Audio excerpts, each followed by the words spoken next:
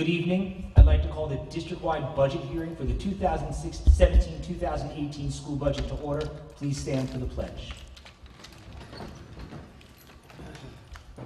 Pledge allegiance to the flag of the United States of America and to the republic for which it stands, one nation, under God, indivisible, with liberty and justice for all.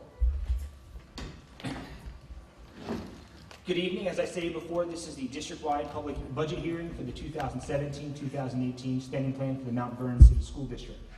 On May 16, 2017, the residents of the city of Mount Vernon will vote on the Mount Vernon City School District's 2017-18 budget.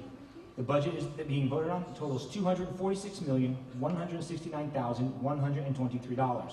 This represents a 3.11% increase over the voter-approved 2016-2017 budget. This translates into a tax levy of $134,077,473 and represents the third consecutive year of a 0% increase on the tax levy. Polls will be open on the 16th from 7 a.m. till 9 p.m. With that, I will receive any comments from the public regarding the 2017-2018 budget.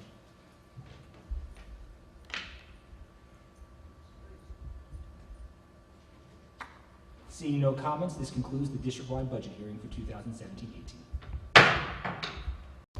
Good afternoon. Welcome to the May 2nd Mount Vernon School Board meeting. Oh, there he is. Yes.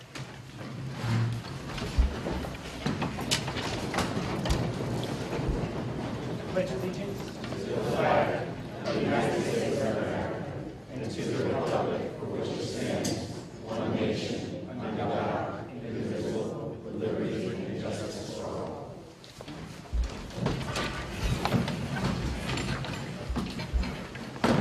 Trustee McOwen. Present. Trustee White. Present. Trustee Fearon.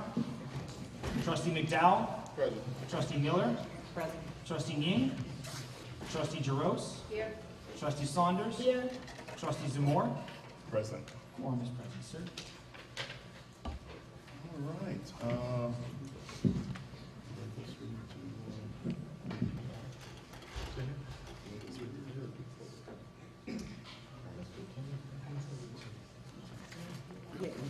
Right. Well, tonight we're going to start off with the tenure announcements. And congratulations, I want to wish to everyone here who's receiving tenure. And we are so proud to have you here in our district that's on the move. And as I've said it before, and I'll say it again, we have your back. So with that, I'll give it to the superintendent. Before I pass the baton to our Assistant Superintendent for HR, I'd just like to congratulate all of our candidates who have been recommended for tenure this evening.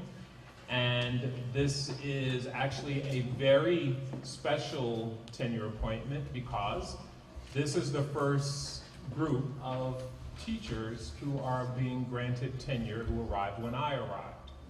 So you have a very unique challenge before you because all of the discipline issues and all of the people we have released, I've been able to blame on the previous administration. So now if you mess up, this is a reflection of me. So congratulations, you are in the right place at the right time, probably the best time ever to be a part of what's happening in Mount Vernon. We are making history and you are a part of that history. So I thank you for your commitment and dedication and for surviving the tenure defense rounds. And thank you for your preparation for those tenure defense rounds and all the work you put into that, and to your principals and supervisors who have spoken with me in support of your candidacy for tenure and defended their recommendations to me with data to substantiate that you are in fact people that we want to marry in our district. So with that being said, Mrs. Gagnon-Kapusky.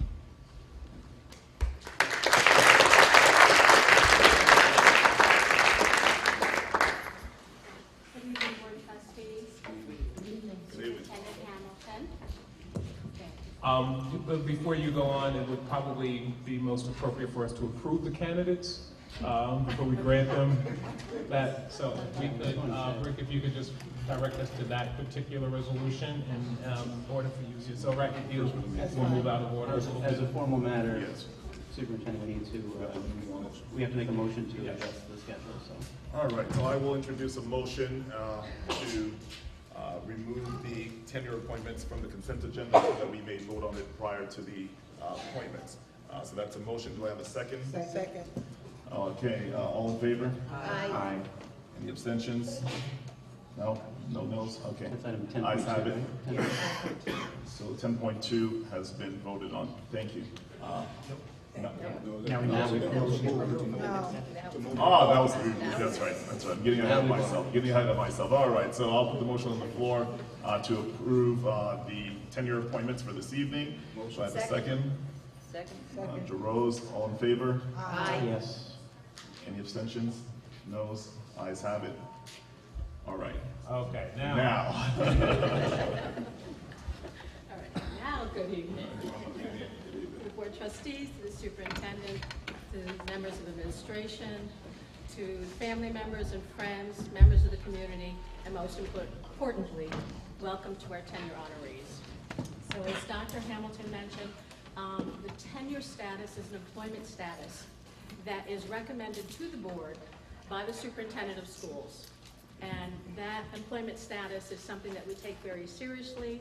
Our candidates are scrutinized, as you know, for a multiple year period, and recommendations are made to the superintendent that are considered through tenure defense, and then ultimately get presented to the board.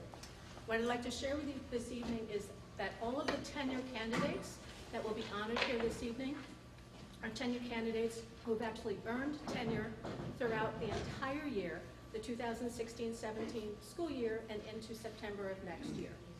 So that said, it's an honor and pleasure to present to you this year's cohort. I appreciate you coming down to present flowers and certificates, and I'm going to ask my colleague, Dr. Manning Campbell, to come up and assist. And so what we're going to do is we're going to start with our administrators, and we're going to call each of you up to receive your congratulations from our board trustee and from our superintendent. If you would then, after you shake hands, just wait for a moment because we will be taking pictures of your cohort together. So all of the administrators will be presented and then photographed together, followed by each individual school, and I'll have the school candidates joined by their principals. Okay? All right, so our first candidate is Lucille Martyr.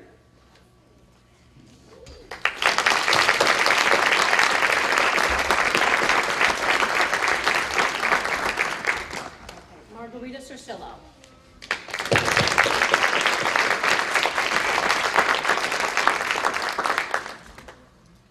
Joshua Whittam.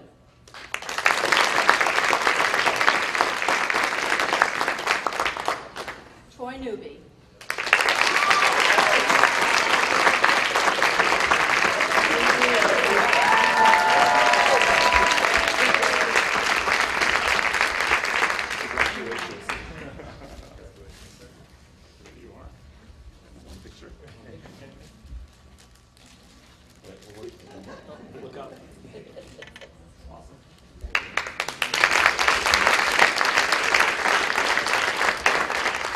Alicia Gay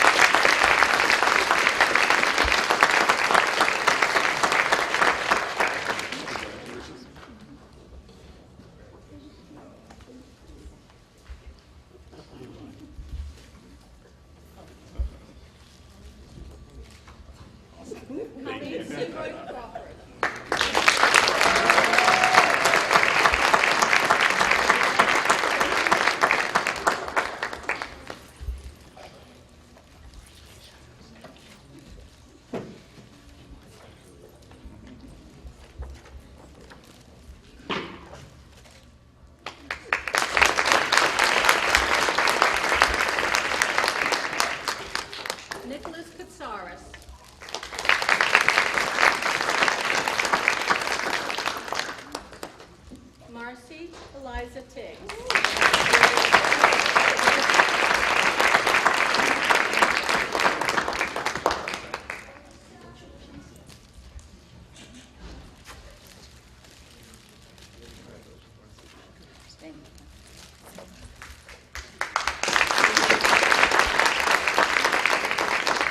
Evelyn Collins, and I believe Ms. Collins is going to be a little bit late this evening. She's rehearsing for racing.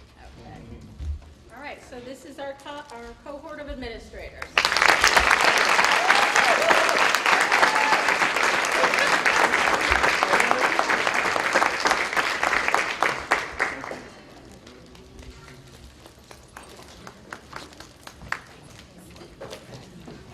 Ms. Dweck, I'm going to ask that you stay here and read your candidates from Parker School.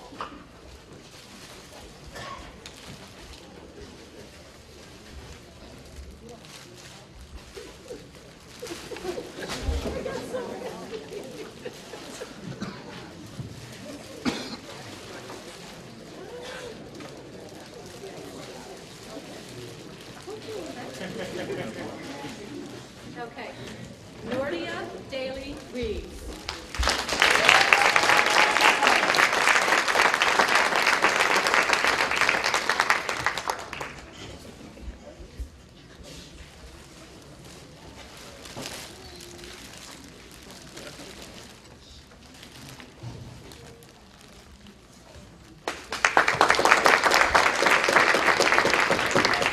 Jasmine Chris.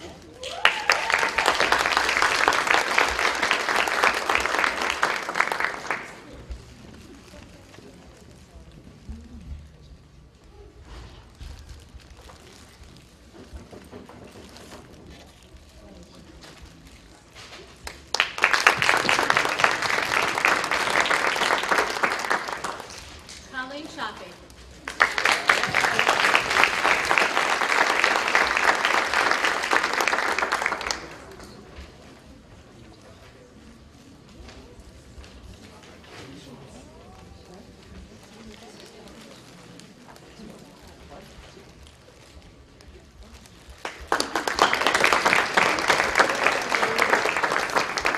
Sherry Nelson.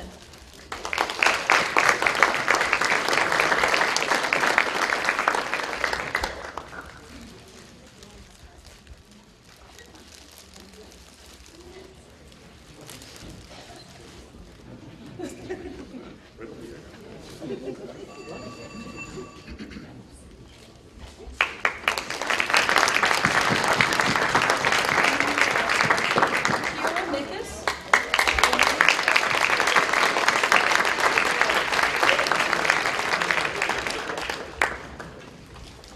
And this is our cohort from Cecil Parker Elementary School.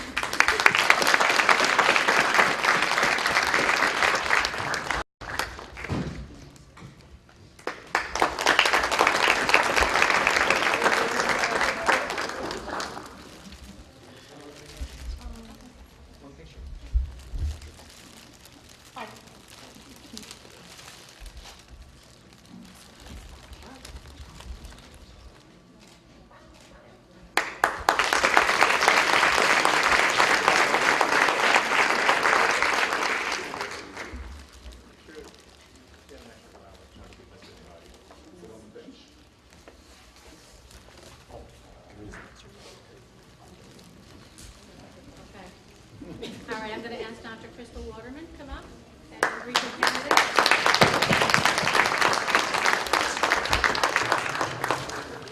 Dr. Waterman is our principal at Edward Williams Elementary. So I invite her assistant principal, Jackie Green. No. We're just going to congratulate. Okay, Adam Slansky.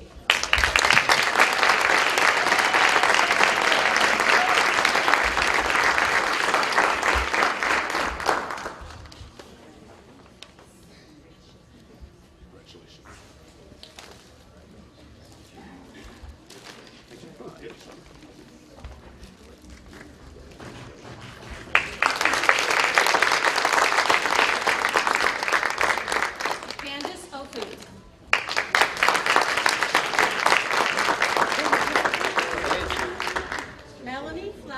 McMillan.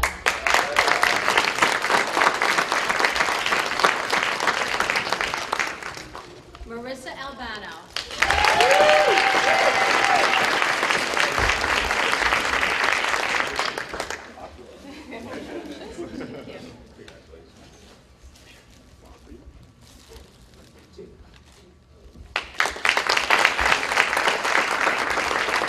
Kristen Godowski.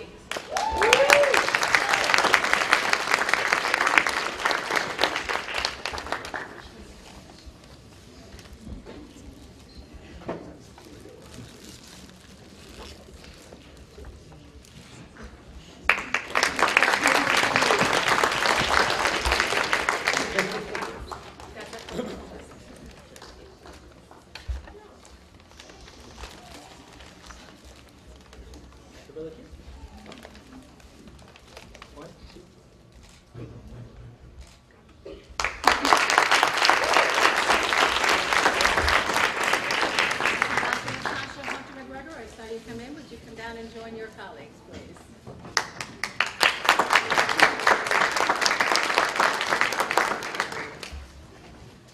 Camille Biseglia.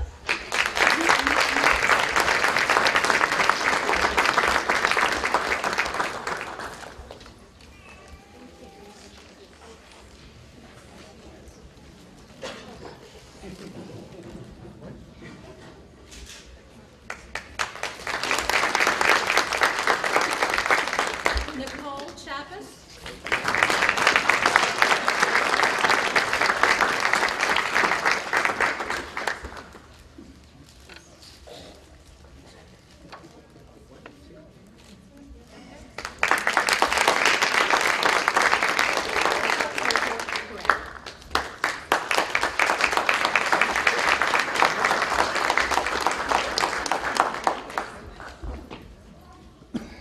Okay, Mr. Van Gouten, if you're here, our principal from Grimes.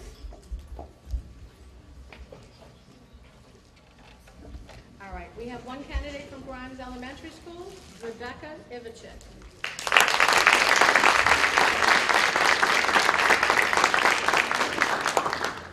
Okay, Ms. Kanonis Smith, would you please join us for home?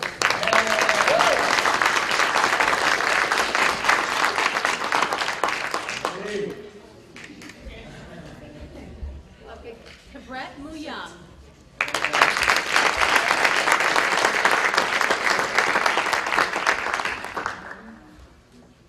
Lilia Anderson.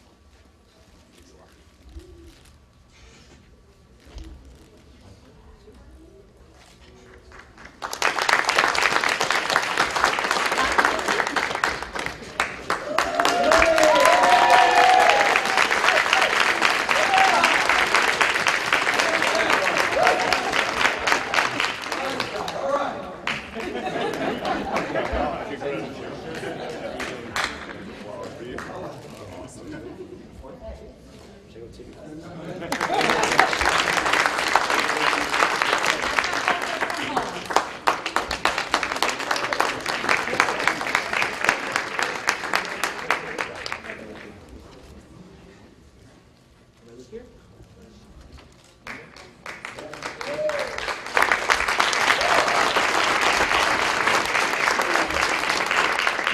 Okay, we have one candidate from Lincoln, and she was not able to attend tonight, but can we have a round of applause for Deborah Keene, please?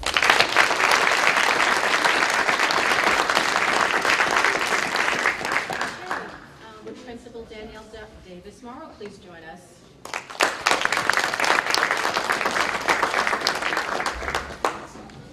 Denisha Hawkins.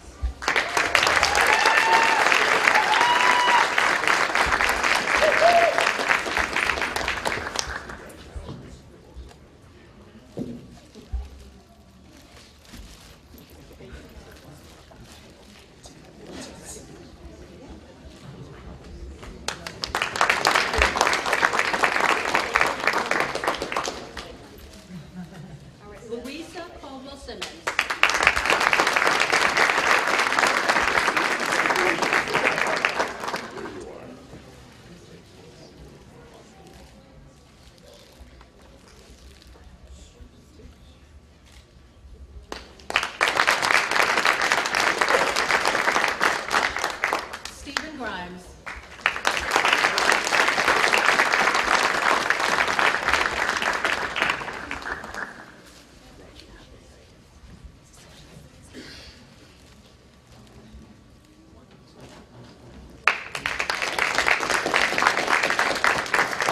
That's our cohort from Pennington Elementary.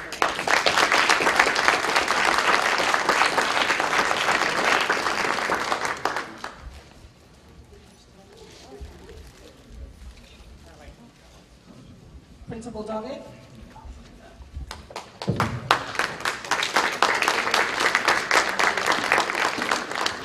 Okay, so I'll call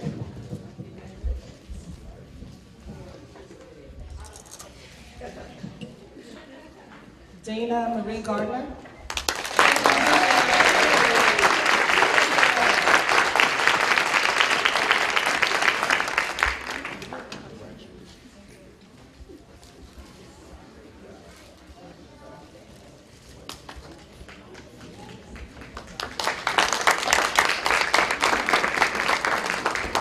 Gabrielle Gilpin.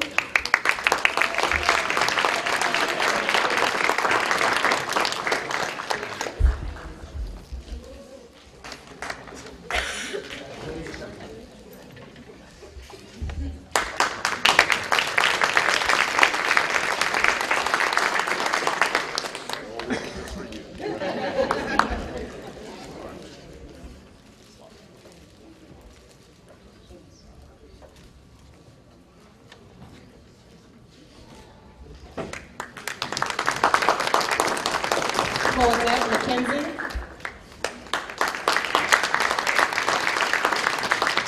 Crystal Mims.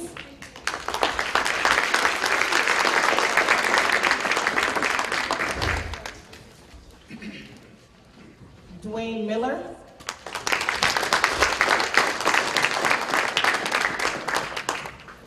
Melvin Campbell. Felicia Bell.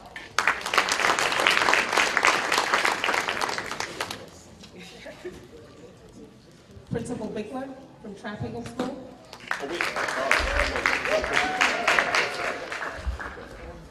Sorry. I'll stand in for you.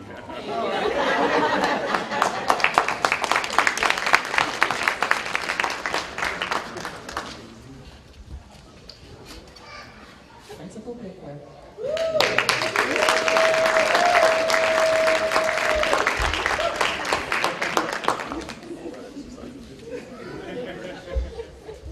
Zuri Fairman.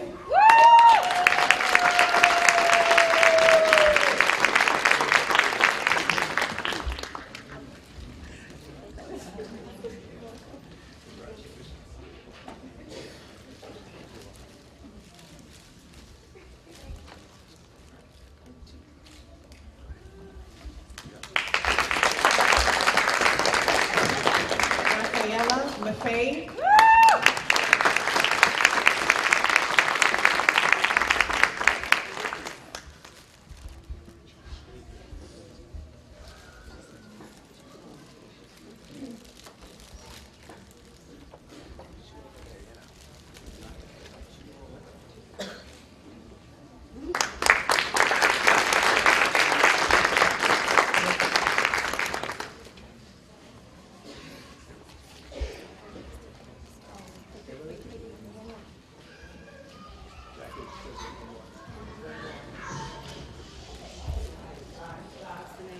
Andrew Campbell.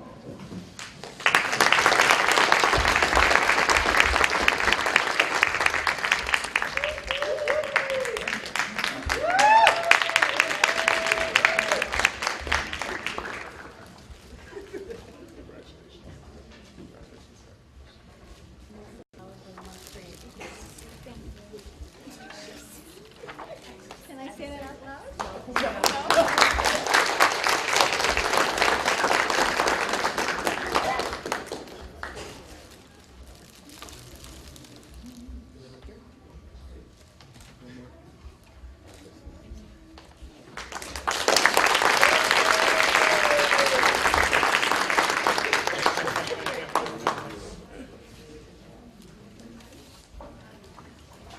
Principal Whittem.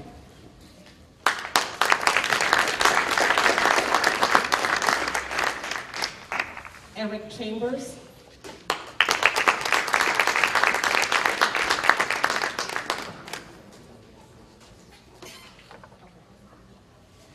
Now we're calling up Benjamin Turner Middle School, and Mr. Campbell's going to represent.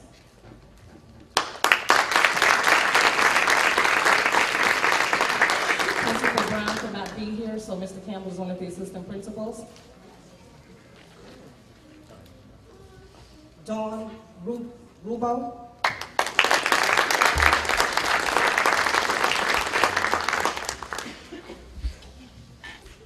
Vincenza Naclario.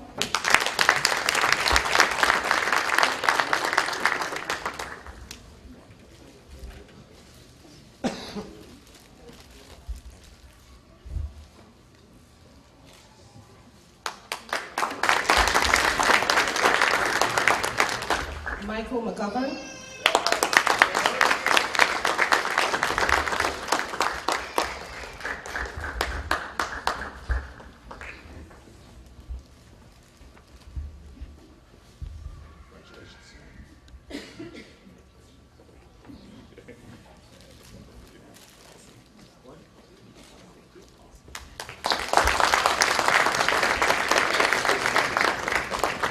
Doris DePa.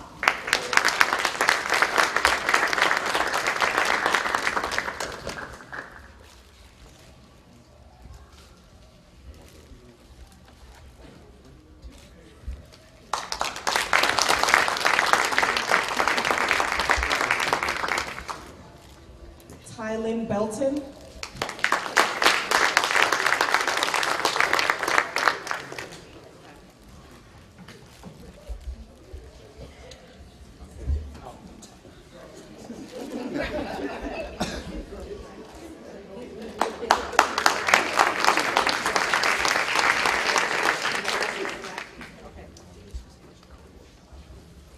Principal Burns.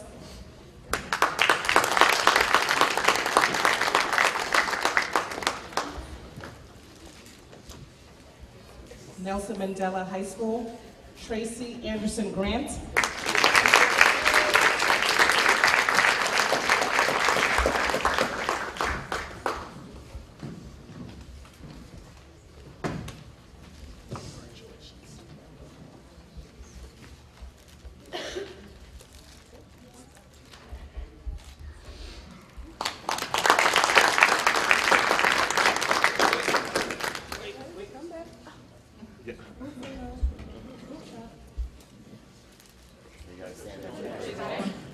Principal Gonzalez.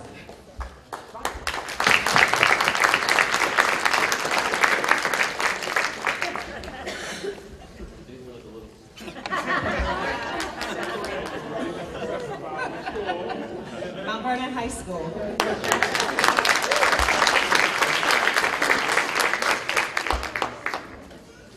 Jerry Dixon.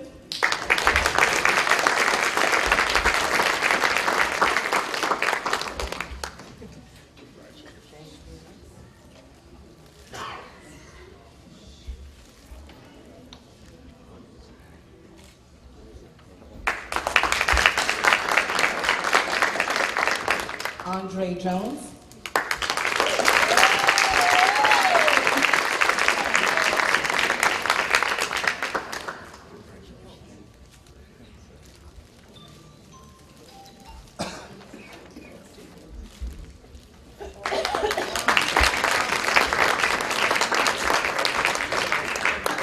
Edgar Brown.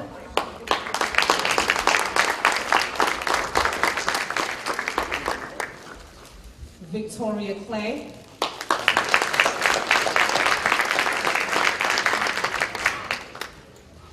Anika Advocate.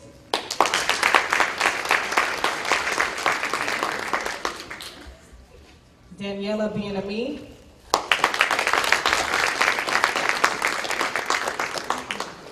Catherine Rutherford.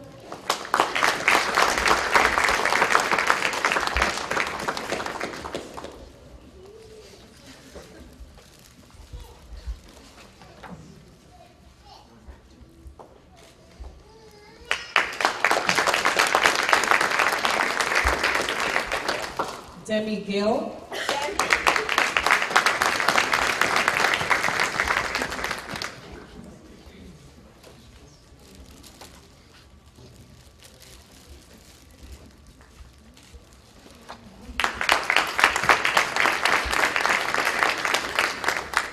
Kelvin Rupshan,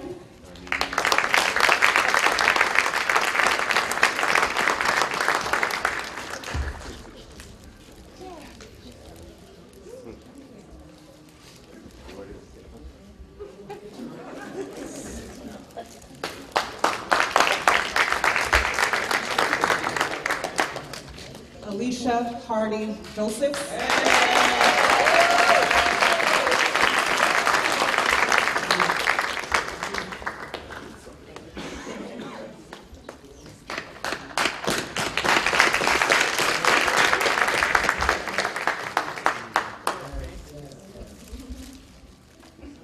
Denise McCauley,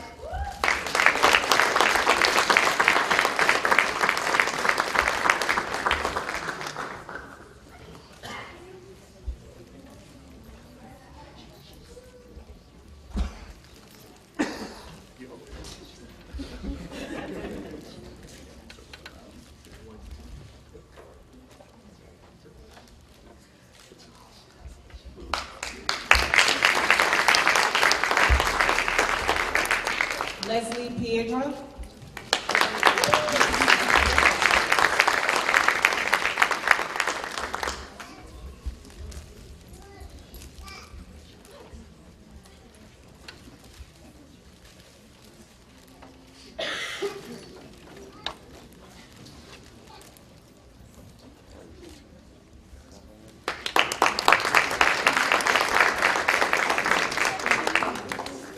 Megan Reynolds.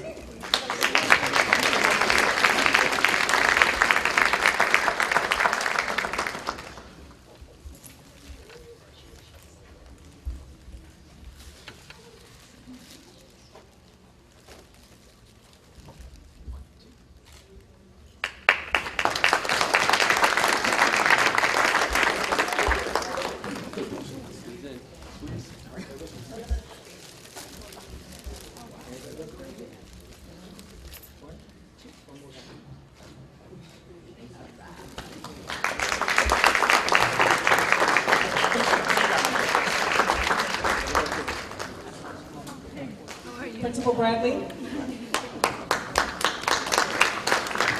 Candidates from Thornton, Nellie Thornton High School.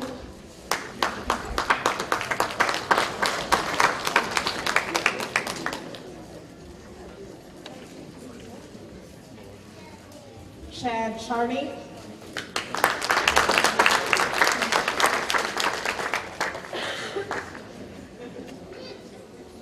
David Benlin.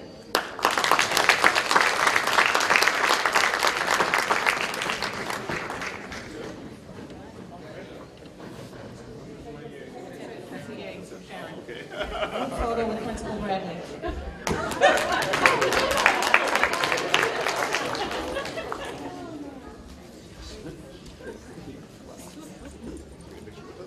Come on.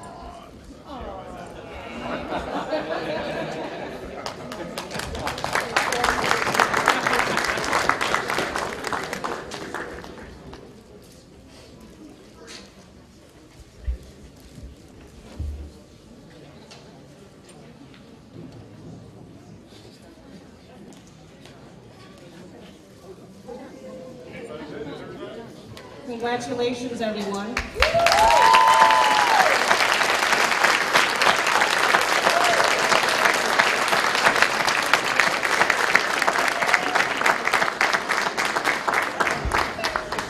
Please join me in thanking the HR department for pulling this all together today.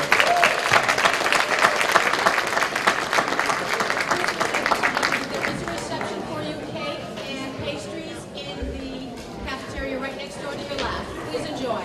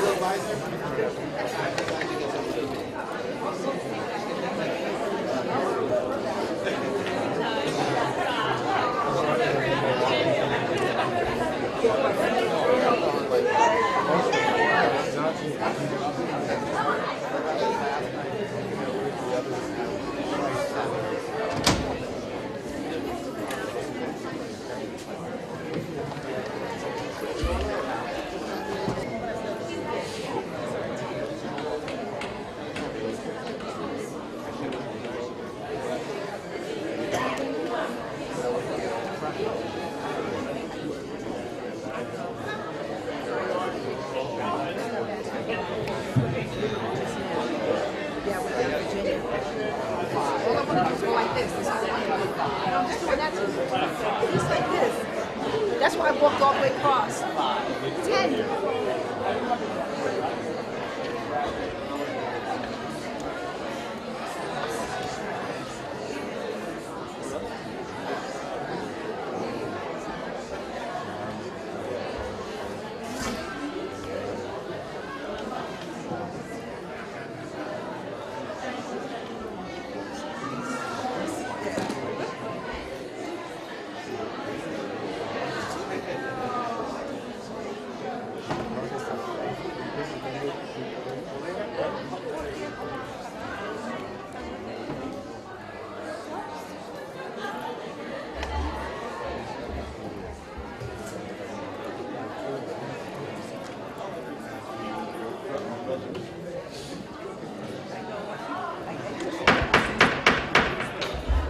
Okay, we're going to return to our agenda this evening, and I'm going to recommend to the board to make a motion.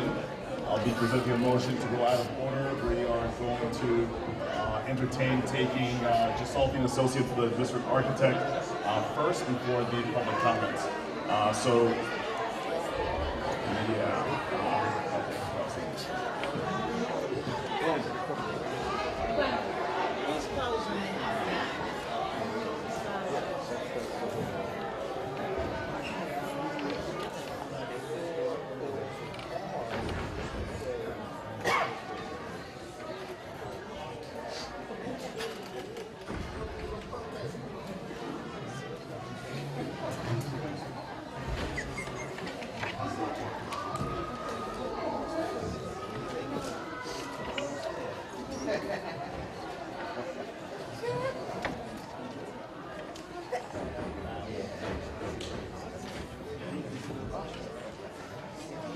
All right, here we are. So again, I'd like to make a motion to go out of order on the agenda so that we can take the presentations by our district architect and the district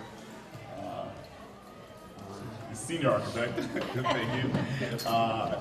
Gisolfi & Associates and Lubicia Development. And What's the so reason on. for that? I'm sorry? What's the reason? I'm sorry? Why? Why take it out of order? Yeah. Oh, so that they can make a presentation so that the public can comment if they wish to actually comment to it. Sounds good. So here we are. Motion. Second. White. Rose. All in favor? Aye. Aye. Any abstentions? Any noes? No. Motion carries. All right. So we're gonna have Mr. Ken Silver start off the presentations. Good evening. We're going to have a three-part presentation. The first will be by our bond architect, Gisolfi & Associates. The second will be on the district-wide projects presented by Yubisha Yavasevic, our architect, and then I will be giving you an update on the pool. So we'll start with Gisolfi & Associates, Peter Gisolfi and Michael Tribe.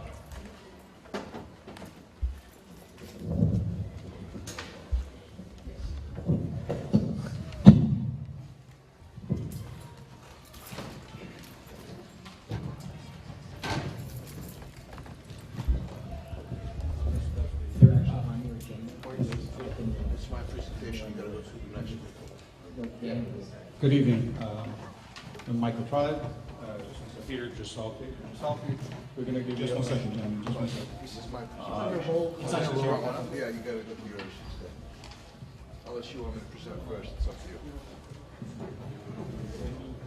Yeah, I see.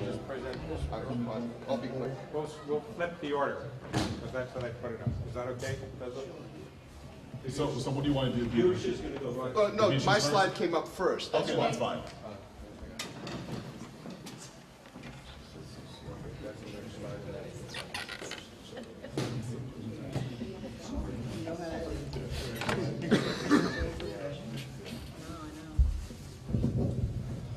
Good evening, everyone. My name is Yubisha Yavasevic. I'm the Senior District Architect, and I'd like to present for you tonight what we've done and during the past 6 to 8 months in the district, and after that, Mr. Tribe will follow with the bond projects that they've been working on for the same time. So I'd like to start out with, Okay. The windows and doors installation at the high school. I'd like to just show you some of the pictures so you can see the improvements that we've done. This is part of Honeywell's projects. You can see the cafeteria, the library, the classrooms, the entrances. They have all received brand new windows and doors, as you're aware. Also, part of this project is replacing all the boilers and the chillers throughout the school. So it's a complete improvement, LED light bulbs. So this was part of that project as well. The next project is also at the high school. We started with the courtyard, interior courtyard. It's called the Little Hands Courtyard, where the kindergartners play. You can see pictures of before and after of what this looked like. We have cleaned it up. Now the kids are outside playing and enjoying, as opposed to having all kinds of different obstacles in the way and not enjoying the space whatsoever. We're starting to improve the retaining walls, cutting down the trees, and we're going to repave the whole area and make it pleasant for the entire school to use as well. It's a wonderful space and it should be enjoyed by everybody. We've made some improvements at the Graham School, particularly science lab. You can see we have state-of-the-art equipment with smart boards, brand new desks, just everything a student could possibly need for a science lab. We're also working on our pool. We have, Mr. Silver will elaborate a little bit later on the pool, but as you can see, we have completely cleaned out the pool. We've encountered some issues that we're going to be fixing, and we're well on our way to making the pool look like this. It's going to be a state-of-the-art aquatic center with brand new LED screens. We've cleaned up the entire pool area. All we have to do is the inside the liner, and we're going to be changing the railings. We're going to put in glass railings, new decking. It's going to be a wonderful space. Another project that's on its way is the Davis Media Center. We had an incident with some flooding from a heating element that has flooded the space. It caused a lot of damage. This has given us the opportunity to create a new space for the STEM school. All of the furniture in this area will be movable with the exception of the U-shaped space on the far right side. This will allow the children to integrate with each other and the librarian to be able to go around and work on the children one-on-one. We're also creating some quiet spaces over here for one-on-one interaction, as well as conference room, etc. This will give you an idea of what it will look like in 3D with furniture. We're going to be changing the look of the library. We're going to have books, but we're going to be integrating IT technology with smart boards, and everything's going to be state-of-the-art. That's it. Thank you very much.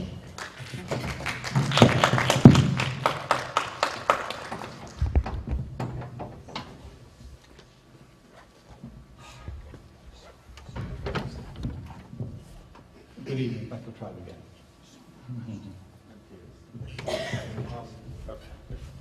We're just going to take you through where we are on several projects. This is the Graham School. As you know, we started the first phase, which was doing the field work, some of the parking and so on. This second part, phase 2, is out to bid. We should be getting numbers in the next couple of weeks. It includes the whole front entry and the terrace coming up to the new doorway. Here's the overall site. The parking has been completed. A lot of the site work is being completed right now.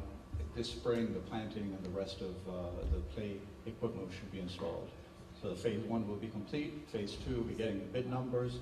It includes the entry, it includes the new lobby space, and the whole hallway area of the first floor, ceilings, lighting, doors, lockers, really sprucing up the first floor of the school. think if you just go back, I think I've said this before, but two things happen conceptually here. One is, of course, we're making a main entrance on, guess what, the first floor. Previously from that side you had to go down to the basement, which is irrational. The second point is that this, as you can see it developing now as the construction is going along on the phase one, is an important green space, an important civic space for the neighborhood. It's kind of symbolic of the renaissance of the school district. Going on to Pennington, we have the first phase of this project, is the addition, going out to bid this Friday. It includes not only the addition, but the site work around the school. You'll see up on the right-hand side, there's some fields. That's still in production. That will be the phase 2 part of this project.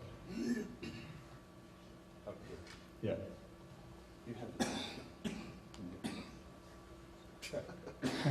Here's the elevation of the new building, and it has an entrance where the arches are, so that if I go back a slide, you'll see on the left-hand side there's a drop-off area for the buses, and you would be able to enter directly on that left-hand side through those arches into the first floor of the addition.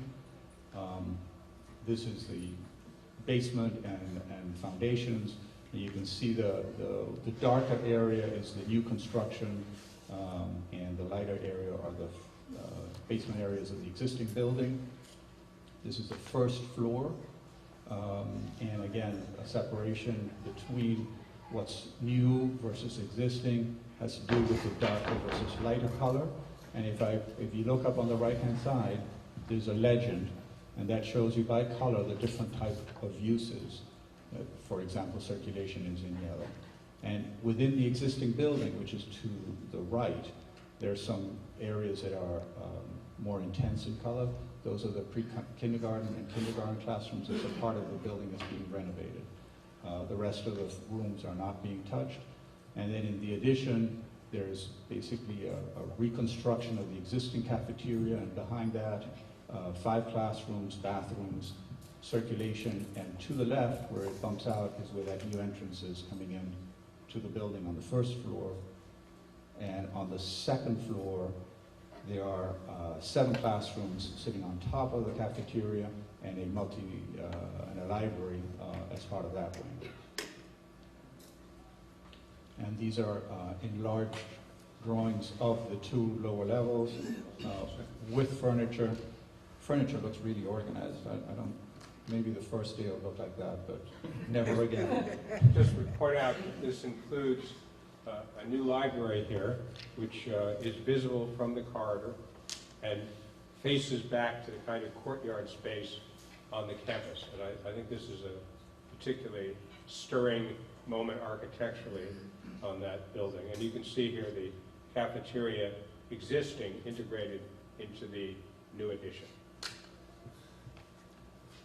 And also, I want to point out on the second floor, the corner space is a new science room for this school. And this is just the roof plan of the existing and the proposed together.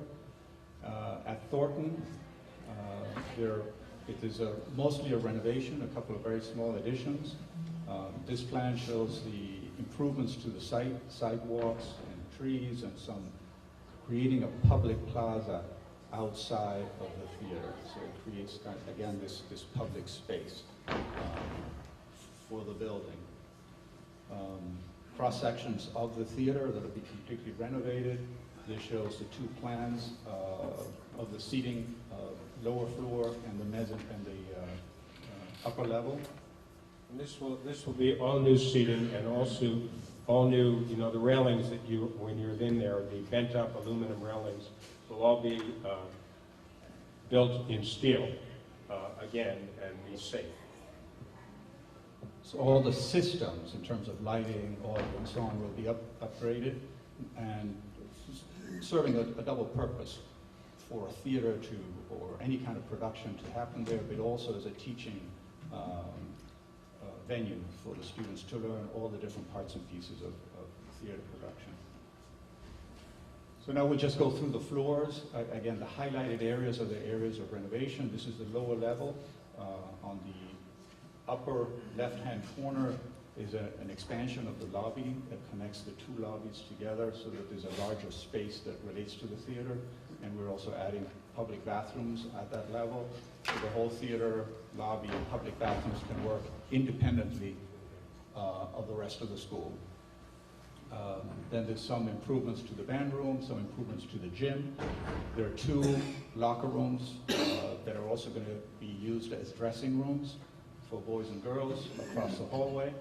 And then importantly, the new entrance to the school is going to be modified so that the staircase, when you come in, will bring you up 1 level. So instead of arriving at the basement, you're going to be arriving at the first floor.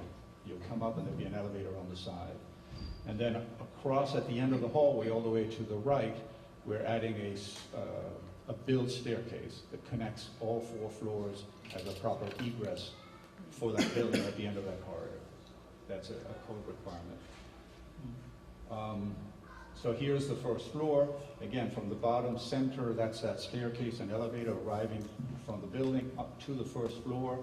And then this T shape of hallways are all going to be improved in terms of flooring, ceiling, lighting, and finishes, so that you have a nice, complete floor on that level. We are retrofitting 2 of the larger rooms into an experimental theater to the left and to a dance studio to the right. All the way to the left in blue is the library. It's getting some improvements, and again, the whole theater is improved. And then again, all the way at the end of the hallway is this new staircase connecting all floors. On the next level, the balcony level of the theater and the connection to the staircase. And on the top floor, there's a vocal room and a band room that are also getting some improvements. And you can see the end of the staircase at that top floor. So there's several renovations and several improvements throughout the building to turn existing spaces into the arts school, the needs for the education of the children.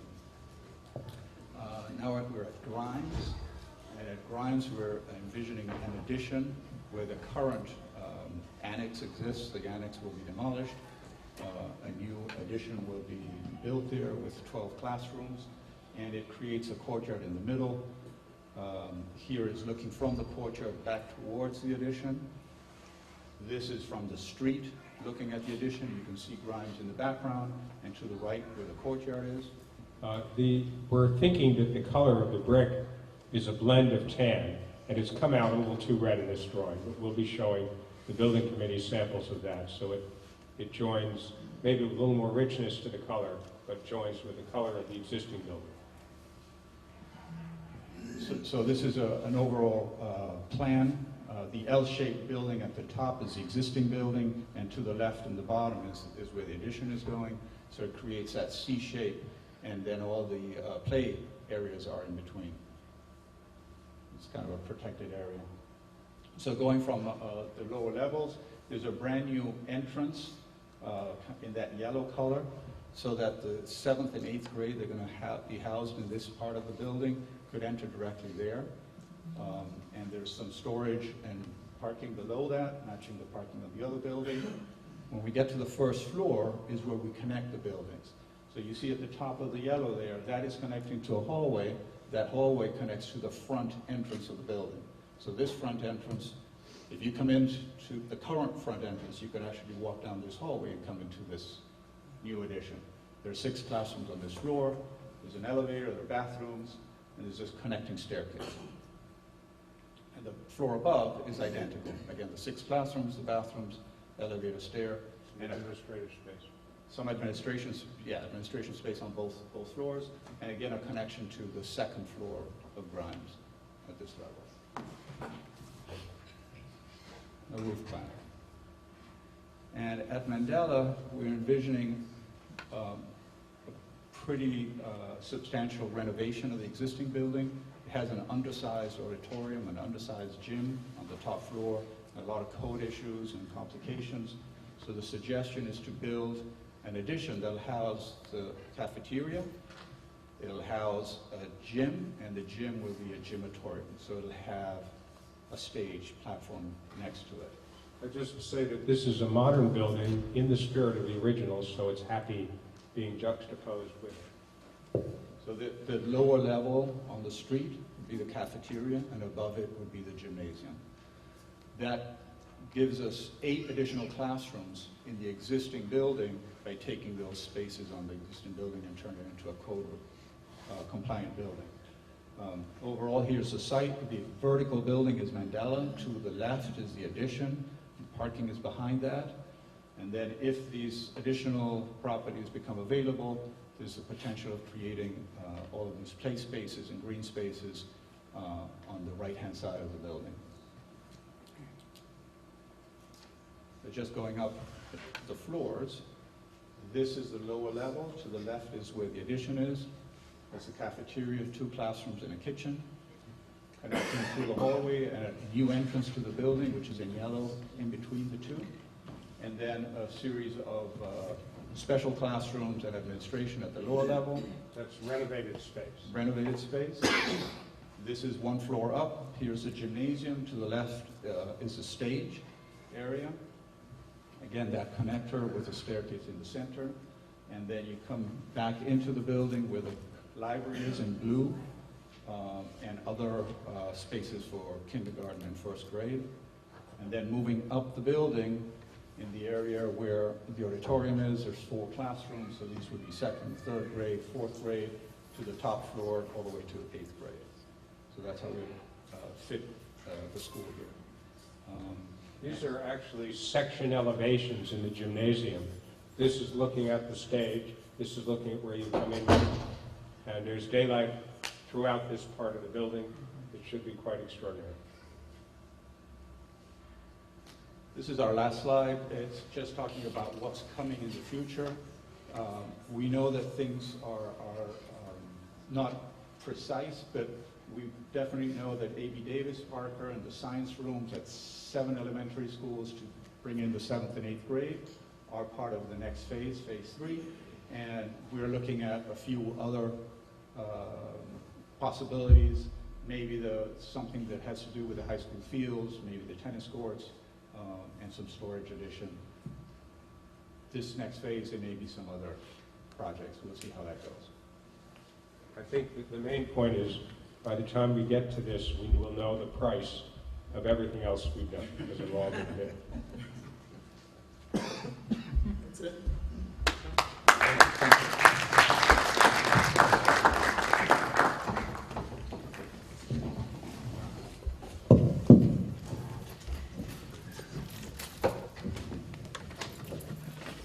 Thank you. Before I give you a description of the pool expenses, I first want to tell you about... We have to have I'll deal with that and then. Sure. Want to get too far down the line? I can go first. Okay. I was just taking notes during it. In Pennington, the 2nd floor library space, I thought didn't we need more classrooms in the Pennington addition? Didn't we change it specifically to add more classrooms than we originally were going to do? So why are we now doing a library instead of extra classrooms? My understanding is that we're setting up the library as instructional spaces. It's within that space. I think it's equivalent to 3 classrooms. Meaning it's some kind of modular thing where, like, it's a library, but you can also use it as classroom space? You could use it that way. The furniture and shelving will divide it that way. And I think Kevin, the magician, who's not here to speak to it, we're getting credit in terms of the building aid as building instructional space. That's my supposition. I'm pretty accurate on that, I hope. That's what we're doing. So what's the total count So of? this is a feature for the whole school. It still counts as instructional space. 12 classrooms plus the library. So it still counts as 12, even with that, okay. I had a question with Thornton, which is maybe not a question for the architects, but with, I talked like a year ago or 2 about technical consulting for the theater renovations, and I'm just wondering where We have that. Todd Burrow. where are we at with all that? Well, the systems, he's designed all the systems. He's advised us on the materials, on all the lighting, the sound systems and those things. He's basically with us, but mainly himself, done the new seating layout. All the seating in the whole theater is being changed. We've been through, there's so many odd, slight violations, and we're correcting a lot of them and getting the right size railing, the sight lines and everything working. He was just here all day Monday, in fact, working on finishing touches. So that's been an ongoing procedure for the whole period of design, and he's interacted with the faculty and administrators at Thornton. Yeah, I just want to mention, there are probably 20 or 25 drawings that come directly from his office that show rigging, show lighting, show all of that has been coordinated with him, with the needs for the space, and with our mechanical engineers to make sure that power and whatever needs are supplied for those locations. He's also been advising us on the technical aspects and acoustical aspects of the experimental theater, which is there too. So I think he's superb. We've been working with him for about 15 years. He teaches theater technology and theater design at the Yale School of Drama, and has his own practice doing theaters and concert halls all over the country. Excellent.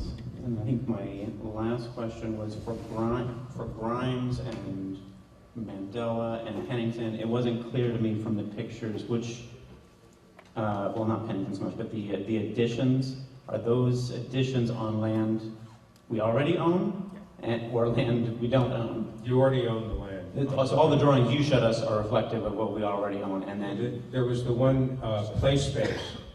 Oh, right, except for you mentioned the Mandela. There was, at the corner, but everything that we're planning to build right now, where we're doing drawings, is on land you own. Right, that's what I thought. Okay. You're not wasting money on our design, hypothetically. I just wanted to confirm. That's what I thought. Yeah. Have we begun to phase this stuff out? Because I haven't seen a phasing of time for these. I guess that's more of a question probably for the administration or for that's already happened. So there's some parts that are simpler and others more complex. Graham, we're getting the bids back right now. We think that that's a summer project. Phase 2 will be complete. All of Graham will be done in terms of what's being envisioned. For Pennington, if all goes well, we're starting construction this summer. The addition will continue to be built during the winter and completed the following summer. And you've got that modular classroom there that has to move out when we know for certain that the addition is built.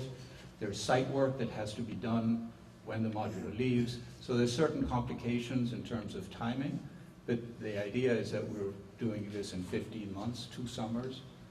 It should be enough. And during the summertime, some of the interior renovations can happen too. For Thornton, it's much more complex. There's a lot going on there, and the school's occupied. So it's 2 summers, maybe a little more. The theater can be isolated, and that work can continue from, say we start now in July, maybe it ends in January or something like that. We're not certain for sure until we have a contractor and we could put a final schedule together. But Thornton will become more complex because of the building being occupied and coming back and doing parts and pieces. Are you including this summer or? Yes, we're including this summer. Yeah, this summer and the following, and we'll have to kind of break it into parts and pieces and see how it works. So what phase is that? Pardon? What phase is that for Thornton? Thornton is starting now this summer. So we're phase 1 with Thornton. It's a phase 1, but it's going to take several different moments to implement it. Right. Because you need to occupy the school, you got to get everybody out of there, and then when the school is empty, another summer, you come back and do more work. There are certain parts of it that can be continuous, if they can be isolated from the rest of the school. Or the fire stair. Sorry, and with regards to the work that you've just shown us, how much of that is the 108 million, or how far does it take us? Do we have a decent sense by now? I thought we'd gotten some better numbers. We're going to have the numbers in the next month, and we'll be, presenting to you what the bids are, and several bids, and there'll be some alternates too, so there'll be some choices to make at that point, at the selection of the bid. Can you tell us yet? There are some general budgets. I don't have them with me. I don't know if Ken has them. Ken, do you have the budgets? I think we can do estimates of what we have. So for Thornton, I think it's $22 million is the entire project, somewhere in that. I know it sounds silly, but I'm saying within $1 million. I do not have that with me either. At Pennington, we are, actually, I'm going to ask Kevin, who is with us. What I'd like to ask you to do administratively is let's work on being concrete with our numbers before we talk about them publicly.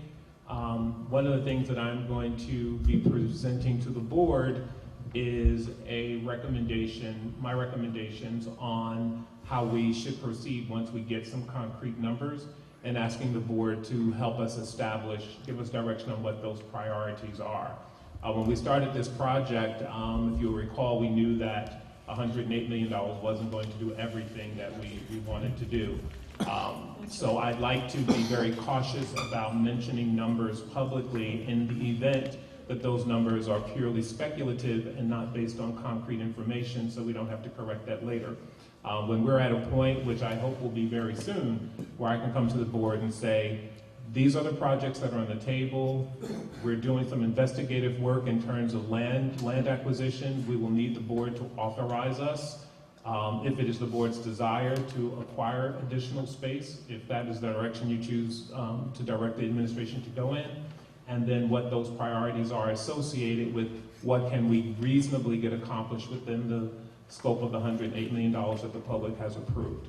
So with all due respect, I'd like us to stray away from mentioning these numbers without some concrete data substantiated. I think that's fine. I think the only thing in terms of doing the work that you're looking to do to come up with these numbers is if we could tie the numbers into a particular phase and the job as it goes, so that we can see to what extent we stay on track with, if we anticipate spending $15 million for one project and it's supposed to be by X date, how does that tie in so we can tell if we're over budget by a certain date or way under by a certain date? Great point, and we are in the process of preparing that information actually.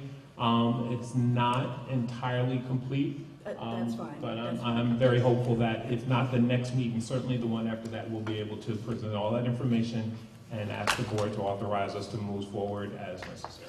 Yeah, I just want to ensure that we all kind of keep track of Valid where point. we're starting, where we're going, and how long it's going to take us to get there. Yes. I just want to mention something. I believe we mentioned it in committee this morning when I basically advised that we don't throw numbers out and that we wait until we get solid bids so that the board knows what we're dealing with. Besides that, all of the estimates in terms of just to prepare the public for the bond modification were made in multiple informational sessions sent out in brochures and newsletters, and the entire community had a chance to go through financially in terms of what we believed can possibly be the cost of these projects. So everyone knows that already. Yeah, So right now, I think that's right. hold It's on, just about yes. change, I think. I understand. So right now, where we're at is, as the projects are drawn and the projects go out to bid, we then get a number. And then we decide whether or not that number is close to what we had projected. And if it's close to what we had projected, then the recommendation is to move forward on that particular project. So as those numbers come in, the board will have the opportunity to do that. However, you will not have the opportunity to design all of the projects, get all of the numbers in, and then decide which projects you're going to move forward with. That's not realistic because we need to start projects in order to deliver projects by 2018, 2019, and so forth. If you wait till all the projects are designed, wait till the cost estimates come in, first of all, when bids come in, you have a certain amount of time to approve or deny the bid, or the contractors walk away. And you keep doing that, they just don't come back to Mount Vernon. So I just want to let everyone be aware of exactly how the process works. So we're, in a way, under the gun when estimates come in on the jobs that, we consider crucial and important to the academic vision, the 2020 academic vision, which was based on the restructuring of the school district from pre-K to 8 and 3 specialized high schools. That said, those are the priorities. So when you speak about priorities, that's the priority. Restructuring the schools so that they can house the students in that format. So as the projects come in, we will have bids, and we will have to act on those bids and keep moving forward. At some point, yes, we will recognize that we're out of money. And then we would have to either go to the public and ask for more, or decide that, hey, this is enough for now and we could do without more. But that's a conversation for a future time. Mr. Silver? I have a question. Well, go ahead. I was saying that that's why it's important that we follow this process, because we have a process as well that we have to go through, and I believe that it should be on our timing and not the contractor's timing. It's our preference. Second of all, I also believe that there was something that you just said, it'll come back to me. But the 2020 vision is something that we established, and we have to deliver that. We've changed course dramatically here, and I think we need to take a step back to make sure that we deliver what we promised. And we can't just say that, oh, we gave it to the community already before and that it's okay. But no, but I think that it's important that the community continues to get the information step by step, because of all the previous issues that we had with bonds before. And we promised the community that we wasn't going to go back that way, that we would keep them informed, and that we would make sure that this process is open so that the community can know exactly where we're headed. So to pull back now and to say we did it already and we don't have to do it again, I think we should continuously keep the community informed and let them know what's taking place. We've changed dramatically, and we have to make sure that what we're doing is something that is in line with the vision that we initially presented to them.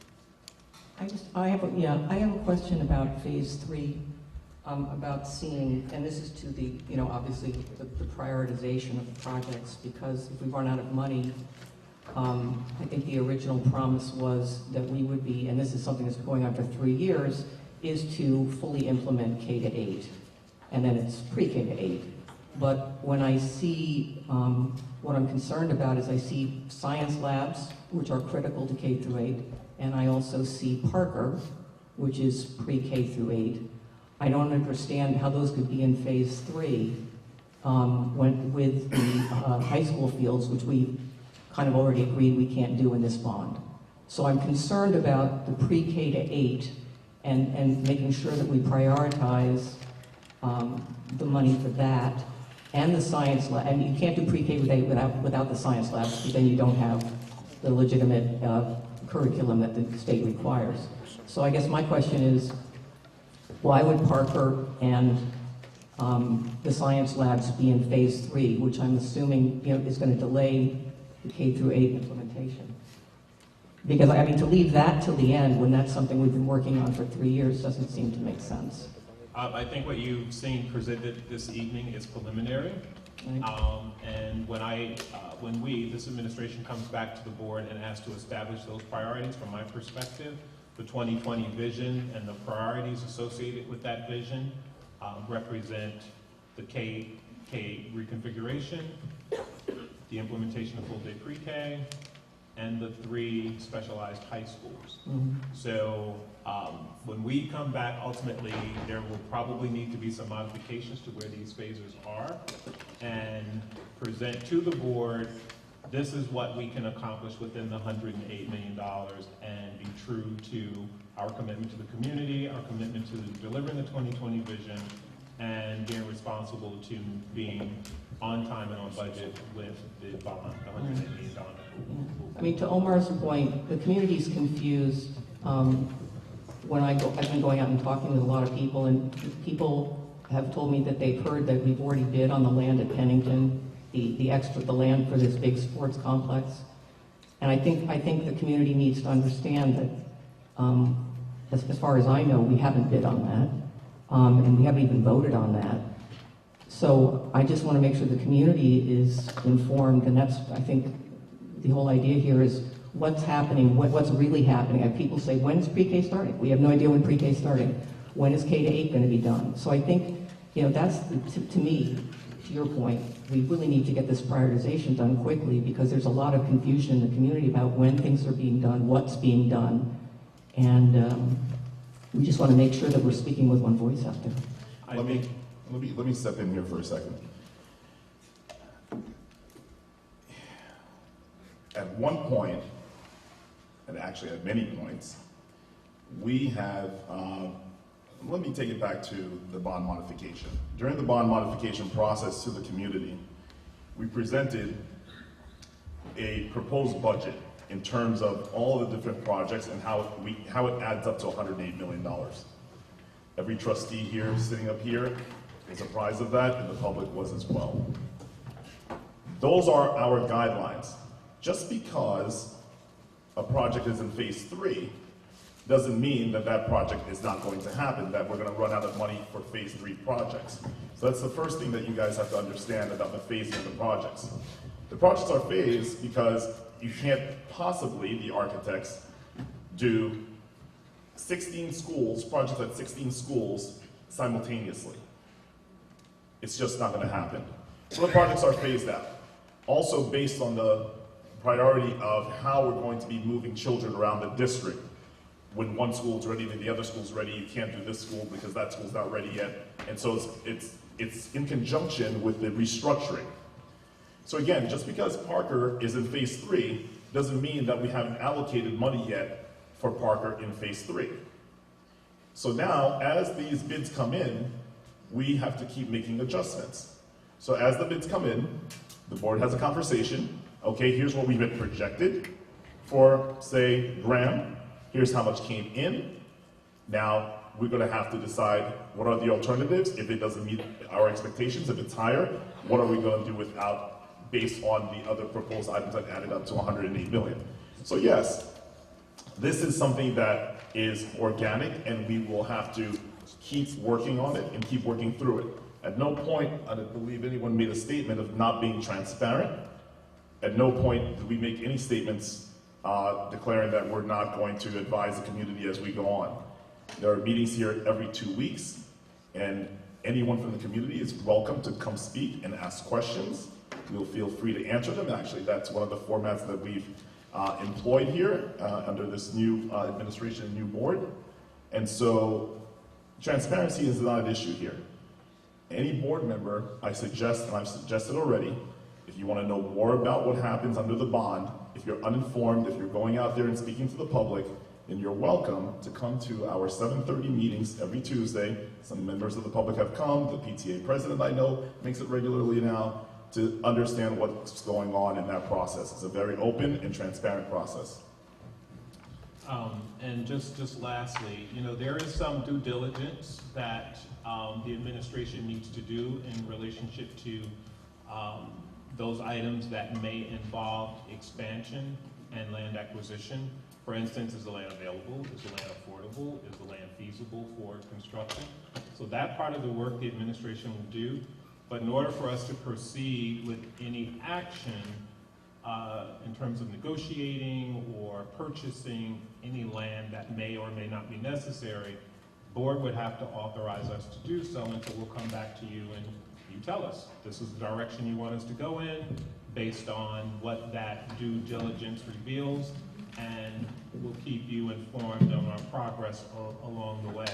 But at this time, we are gathering information about lots, particular pricing, and whether or not this land is even feasible for expansion on some of our projects.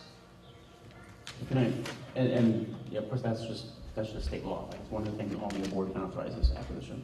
But to Trustee Zamora's point, I mean, it's true, construction projects are complicated, and this one is very complicated. We're doing, dozens and dozens of them all at the same time, and it will be a fluid, ever-changing target. That's just how it goes, because things come under budget, they go over budget all the time. You have field conditions, you think it's going to cost one thing to tear down a wall, and oops, it costs 4 times as much. And that's just part of construction. That's going to happen throughout the phases. And also, there are some things that just take longer. So there's something that they do take 2 years to finish. They don't take a summer to finish. So some things, no matter if we started them tomorrow, would still be years away. But anyway, thanks. I just want to say thanks for the presentation. I think we should continue to have regular presentations, both for the sake of everyone on the board, but also especially for the public. And it might even be helpful to have, and I don't know how feasible this is, but we could even have just some kind of flat percentage, like we've spent 17% of the bond. We've spent 23% of the bond, just for the public, for the numbers we've already spent. Can we do that on the website? We could do that, right? Just something public, again, as a transparency thing. I don't have a problem with That's that. pretty straightforward. We can do that. Now, obviously, the details change every day, but just kind of the big picture. I so people have just understand. a comment on the complexity of the bidding. Remember, we're doing publicly bid, Wick's Law governed projects, meaning that each one of these projects we refer to probably has 6 or 8 trades that are bidding on the project. What we do in each of those is include deduct alternates and add alternates to try and give you some flexibility that you might have the base bid in each of 7 trades, and you might have 5 or 6 add or deduct alternates on that bid, and we still have the other 6 to put together and make the stew that is the particular project. With your bond modification, you have a rational plan based on actual estimating that says this is what you can do in the phases. And we tried to get the most complicated things going first. I mean, when we talk about 7 science rooms, those are summer projects. They're not it's not heavy lifting. So a lot of these things can happen quite quickly when we get these big things underway out there under construction.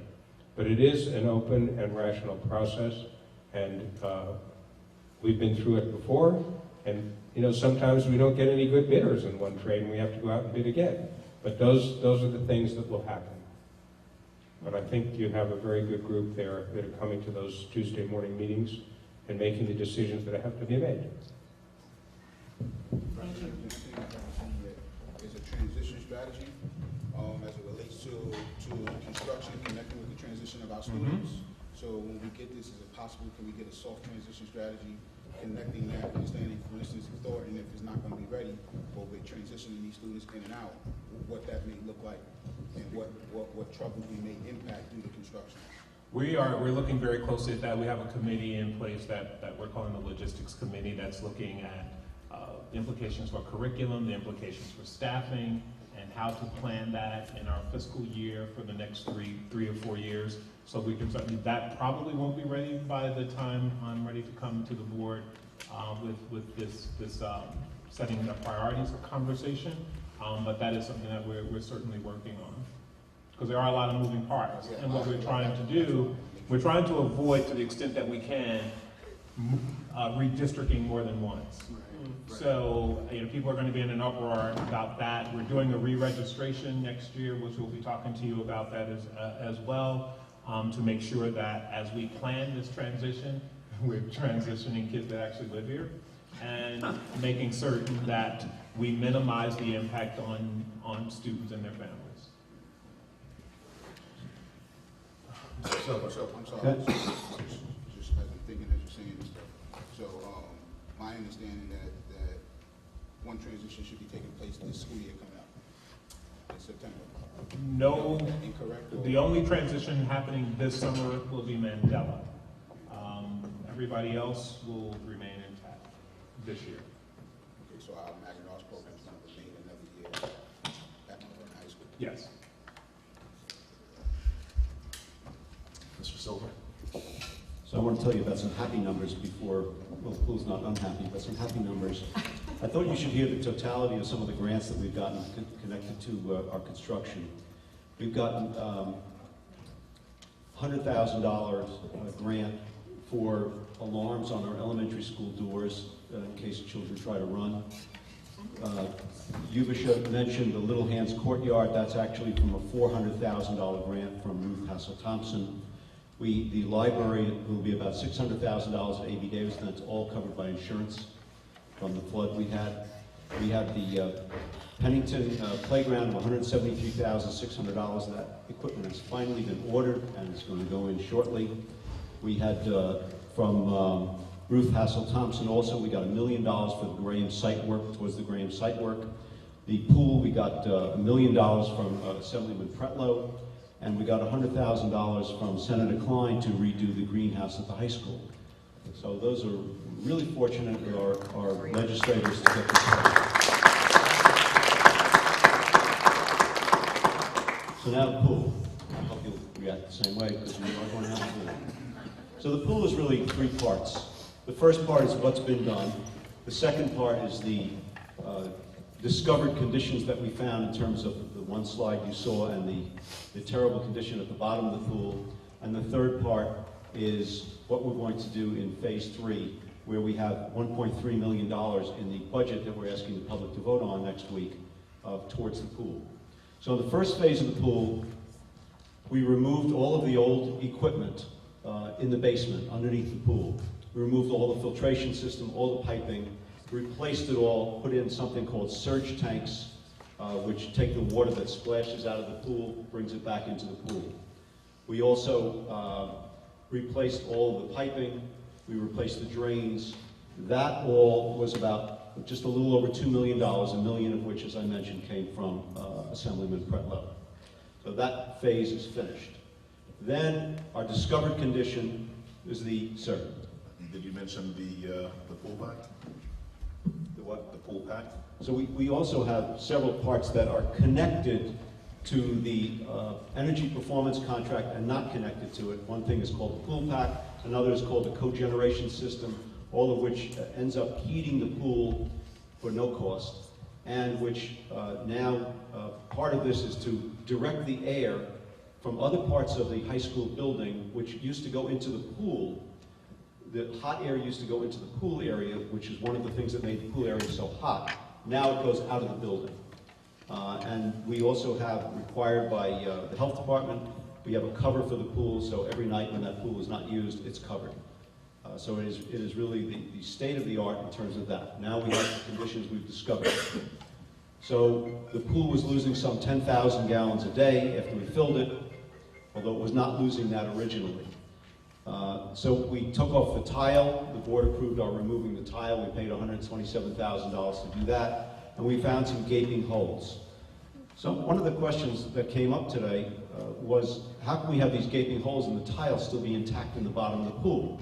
So I did speak with the pool architect, and they said that there's like a skim coat which holds the tile in place even though underneath the tile the concrete has eroded and the ground below it is gone. So we found some gaping holes. We're estimating that the repair of these holes, the repair of all the leaks in the pool, the refinishing of the entire bottom of the pool, tile work on the sides, tiles on the lane, and a crystallite coating instead of replacing all the tile will be between $350,000 and $500,000. That's the phase we're in right now. And we don't know any better than that because we do not have any bids in this area. This area will have to be either bid or through state contract.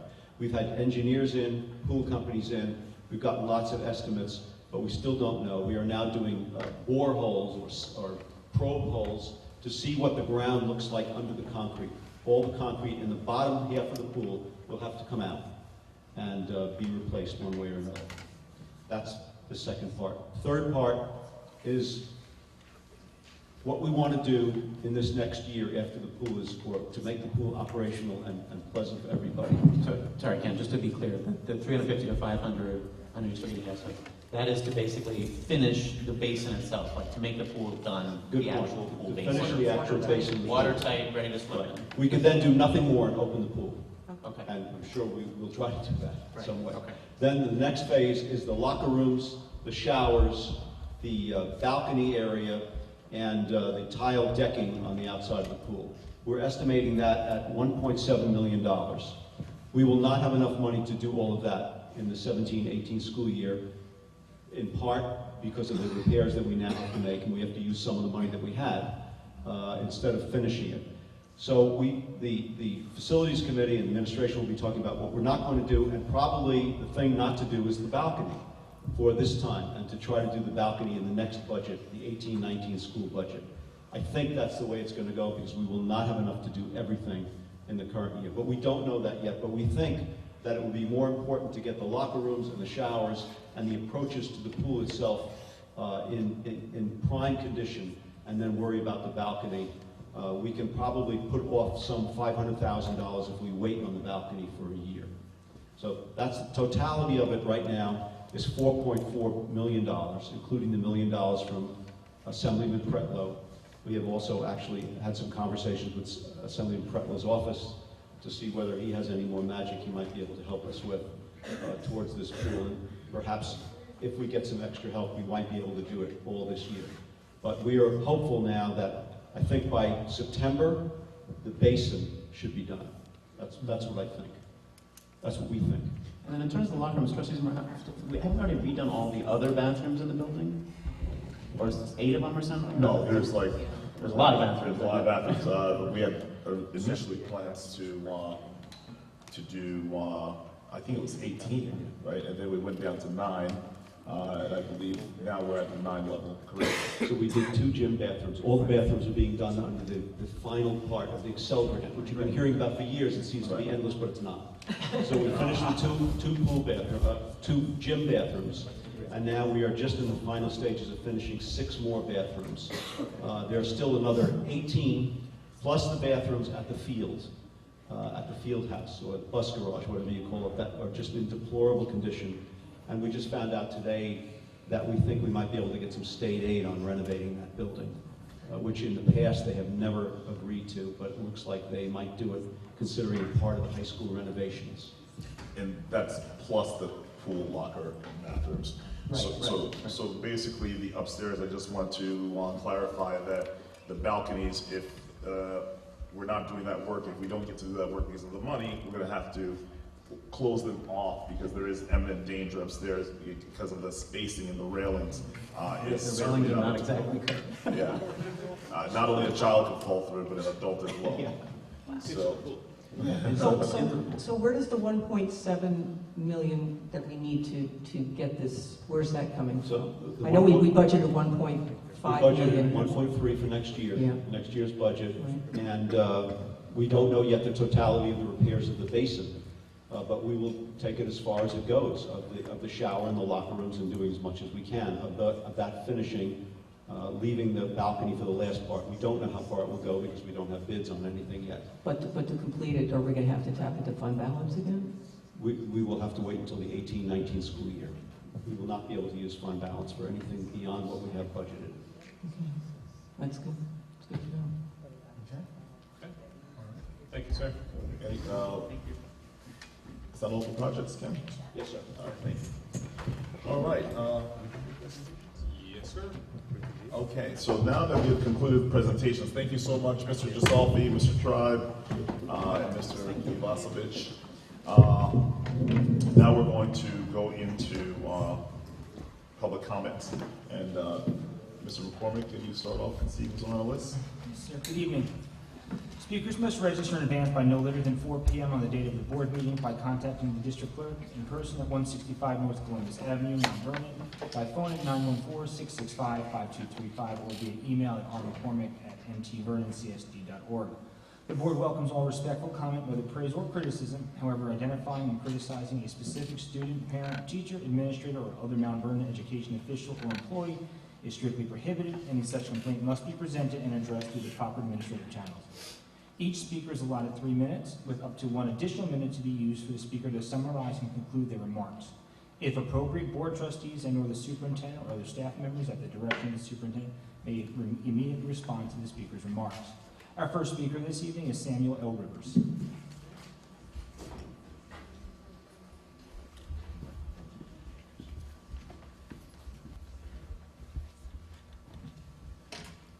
Welcome. Good evening. Good evening, Samuel Rivers, 30 Rockledge Avenue. I enjoyed that presentation. It was very, very clear about what was going on in the district.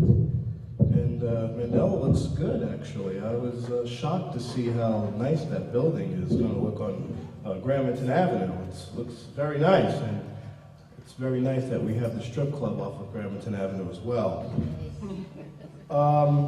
Sad to hear that you guys had a heating problem in Davis and and I'm a public adjuster. Insurance companies don't necessarily work in your favor. So if you need a free evaluation of your policy, I'll do it at no charge to the district. While I'm also here, I've been listening to candidates on the radio and going around the community campaigning, and I just can't help but, you know, we have to fact check you guys. You guys are saying things that aren't true. On some literature, I see that one candidate brought civility back to the board. Another candidate started a meeting with realtors, which I am one. I've been to all the meetings at realtors, and that candidate who said they started these meetings have never been to any that I was present. So that is a total lie. I was here last time and asked this board to consider removing Trustee McDowell for his conduct and what he's done, and he's currently facing charges. But I realized after some investigating, I'm just a small problem with Mr. McDowell. Seems like he has much bigger problems on his hands. One, private investigator revealed that I don't think Mr. McDowell lives in the city of Mount Vernon. I'm sorry. I can speak as what I have. No, you're not speak. following the rules, Mr. Rivers. Like I said, I'm following the Constitution of the United States. Mr. Rivers, will you bear with us 1 second and we'll Yes. restart your clock to where you left off so that we don't take any time away from your comments.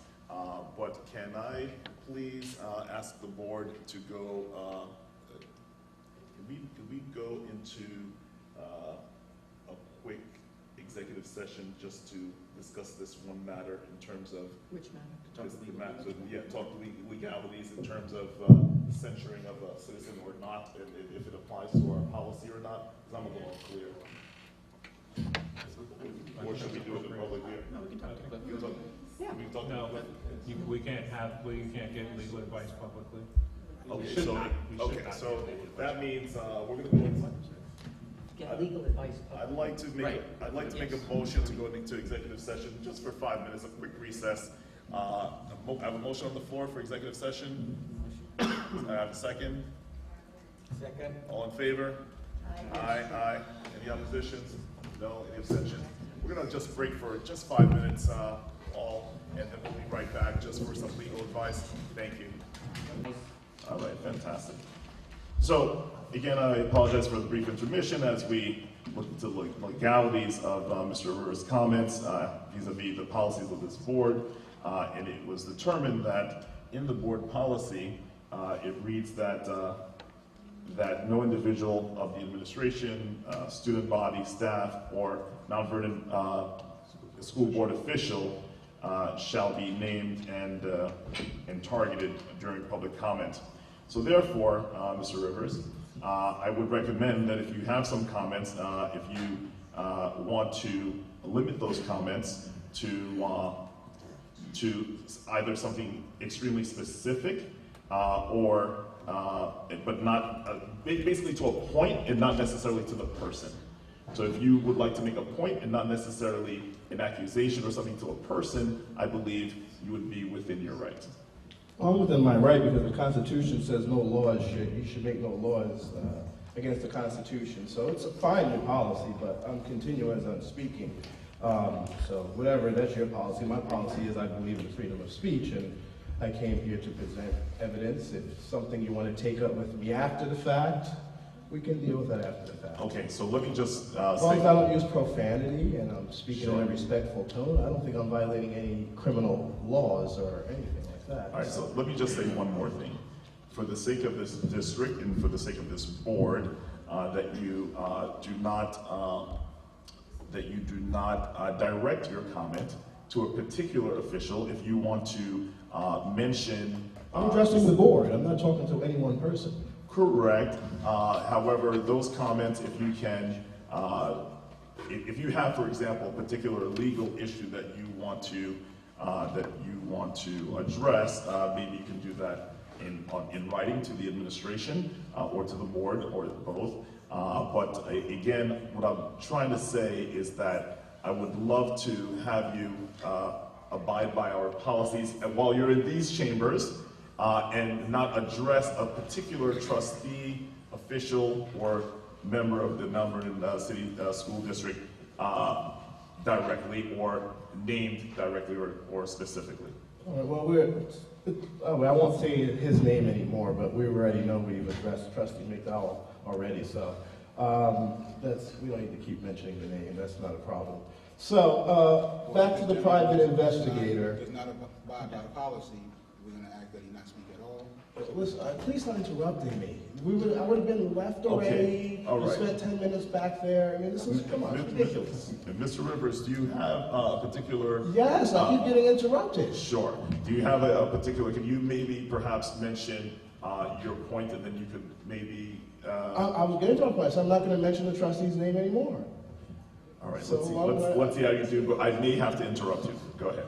Well, I did some investigation, and the trustee, according to a document, that the trustee Okay, I'm signed sorry. with their own handwriting. I'm not sorry. talking about, I didn't mention his name. I know, but it's still, I mean, now that we all know who you're referencing, I believe that you may state something as a matter of fact. For example, if you have a matter of law that you might say in general that A cannot do B, we will entertain that. But you can't say that this particular trustee did A and did B. I didn't get to that point yet, but the point is, you must be a resident of the city of Mount Vernon, correct, to vote. So the trust says, I have a document that a trustee signed. This goes to a bigger issue of fraud, that he is a resident of Yonkers. We have a very big problem. This has also been dropped off to the district attorney, the attorney general, and the United States attorney. I got a phone call yesterday. So okay, I'm gonna stop you right there for a second. So your issue is that a particular trustee is not a resident of the city of Mount Vernon. According to this document that they notarized and Okay, filed in the county, so yes. that said, we will ask you to send those documents to the administration. Oh, I'm going to have copies for everyone. Okay. I didn't finish yet. I got more. I was contacted by a lady yesterday who said they were an employee of a certain trustee and that they were owed wages. Okay, so I'm going to stop you right there. So I recorded the conversation and I Okay. have 19 Mr. minutes and 56 seconds. Mr. And I have a Rivers. copy for every Mr. trustee. Rivers, that is a specific conversation regarding a particular trustee, and I will stop you there. Again, if you have something that you'd like to send to the administration or the board, you're more than welcome to. But in public forum, we're going to curtail this conversation as it relates directly No, to. I'm going to give you the records because I believe you guys should know the kind of colleagues that you have working on the board. Okay, all right. My time is, I still got some time left here. I keep getting interrupted. I don't know what's going on. I'm sorry. You know what? We didn't restart the clock. I would have been home I mean, already. there's been a lot of back and forth. I tell you what, is there any additional, Yeah, I have some good stuff. I didn't just come here to waste my time on one person here. Okay. So, I would like to say, back to the architects. When we had the former architects, Fuller and D'Angelo, I don't ever recall getting a nice detailed presentation that we've received tonight. And I think it was very responsible of the superintendent saying, let's hold off on information before we get all the numbers, as opposed to one board member, who doesn't know construction and construction costs go up and wants to just, I don't know. We just need to stick with the experts. The majority of this board has been doing the right thing and the voters agree with you. The ones that we don't agree with, we will... Okay, I will stop you right there. Next week. I don't want it to appear as if you are electioneering. I'm not electioneering. Okay, I just want to make sure I'm just that giving that's... my free speech. Okay. I'm very censored here on what I can talk about. But I have a copy of these documents. Also a copy of a certain trustee's 1099 form with their tax ID number you can investigate. And a CD of a conversation I had with a worker claiming they owed wages. Copy for everybody. You could give that to the board clerk. Thank you. Go. Oh, yes, you do take this. Thank you. It'll be made public tomorrow. You have a great evening, everyone. Thank you so much, and good evening. We have our next speaker. Thank you. Sandra O'Connor, or Mr. Connor.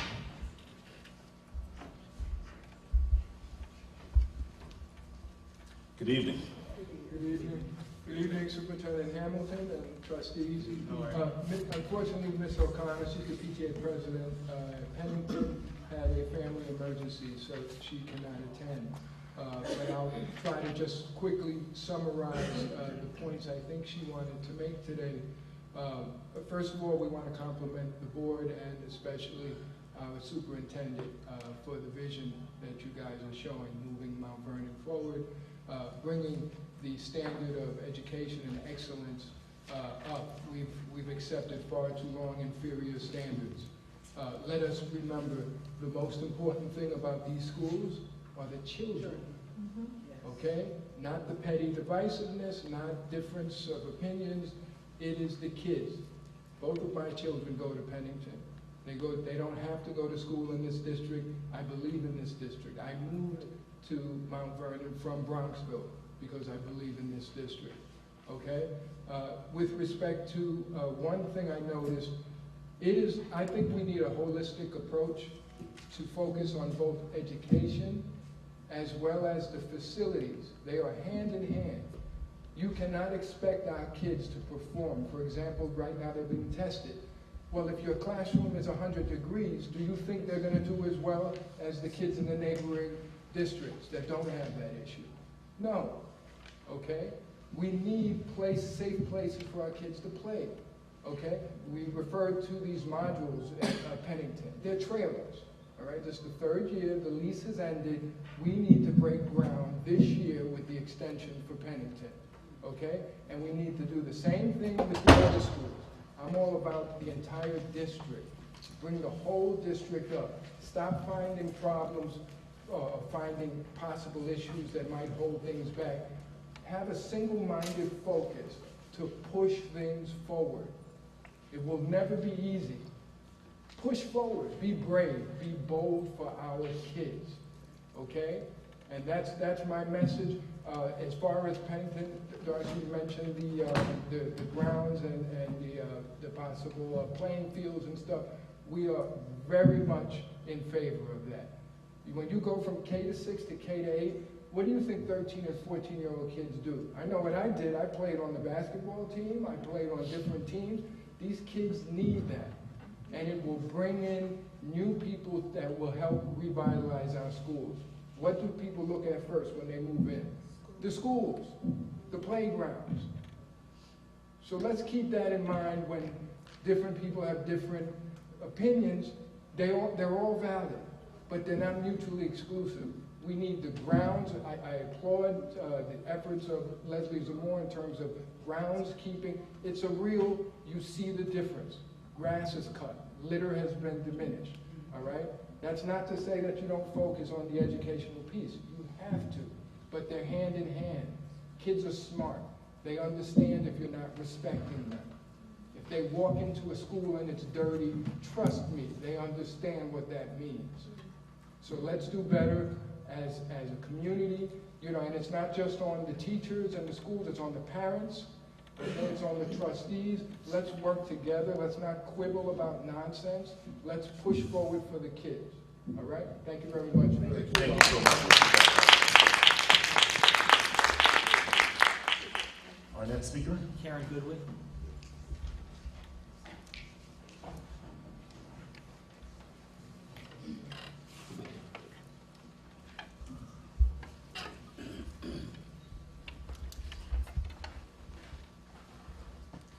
Good evening. Hi, good evening. Good evening. Hi, my name is Karen Gooding. I'm a parent of a student who comes to Mount Vernon School. I had a problem for a little while. My son was having issues in his prior school and the school he's going to now. However, he was recommended one-to-one. He's 8 years old. Before he moved from the grade to the new grade he's in now, the one-to-one was taken away because he was doing exceptional, very well. No more issues and so forth. However, he came to the new school, and the first day that he came, I just gave the principal an update of how he was prior to school, so she will have an idea moving forward. If a month or two passed, if anything happened, then they will know that, at least his mom had said something. Because I'm very well want to be involved with my sons and my children's school and education. However, after about a month and a half, he started having issues. So I've been coming to the school, trying to find out about the same one-to-one. I know it's not, I was told that it's not like an overnight thing. So the school wasn't good enough to have like different things in place in terms of different strategies, like, programs or different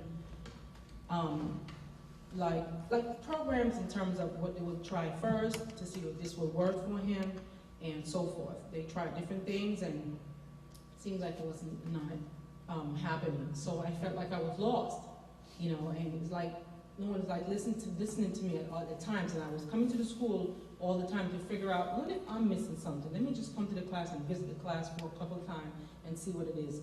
Okay, when I'm in the class, he's not acting up, but as soon as I leave, then he'll be acting up. That being said, the one-to-one that he had, it was good. So September, October, November, December, January, February, he's been getting suspended. My son got suspended, he's 8 years, he got suspended over at least 13 times. And I know, like they said, the one-to-one is not like not overnight thing, but they've been trying different things, which I don't understand. But I just wanted to know what's in place moving forward, even though he's 8 and, you know, he's seen outside counseling, and I'm still concerned, want to know what's going to be, you know, in the future for kids like him, not just my own, I'm just talking for other kids, because I know he's not the only one that's had his little issues.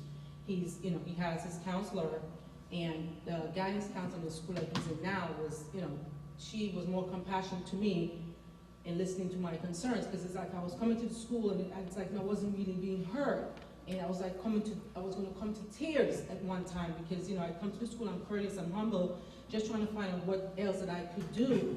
I had a very demanding job, and I gave that up to work part-time, so I could be more involved in the school, because it's been like 3 years now, my son been having these issues, so I know it was something bigger than me, so I had to really figure out what am I going to do to really be more in tune to what's going on, because at home, in private life, I don't really have that problem as soon as he comes to school. So I just want to know moving forward what could be done for a kid his age to be suspended so many times just to get the one-to-one. How long it takes.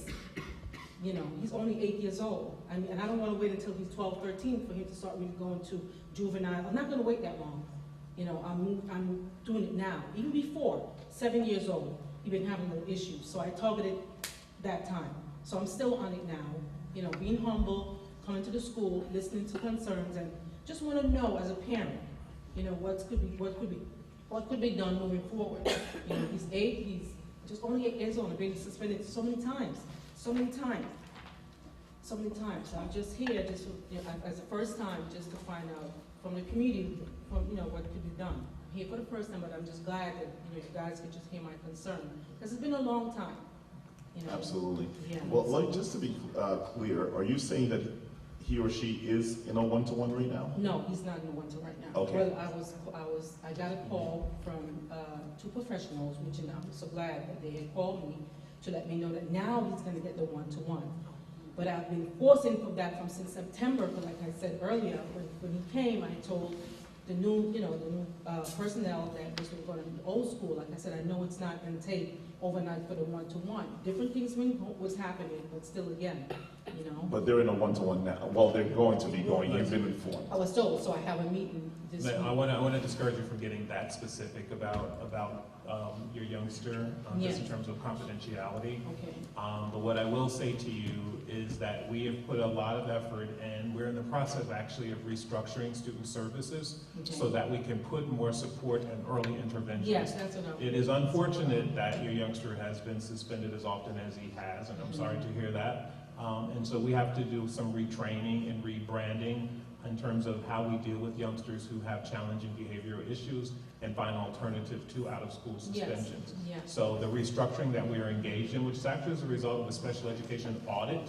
that gave us the opportunity to really review some protocols and practices that we need to really brush up on in order to make sure that kids are not falling through the cracks and getting that far down the line without the appropriate supports and services. So that's already underway. Yes, thank you, sir. You're very welcome. And there's one more thing that we will be expanding is the parent coordinator to help parents navigate the school bureaucracy.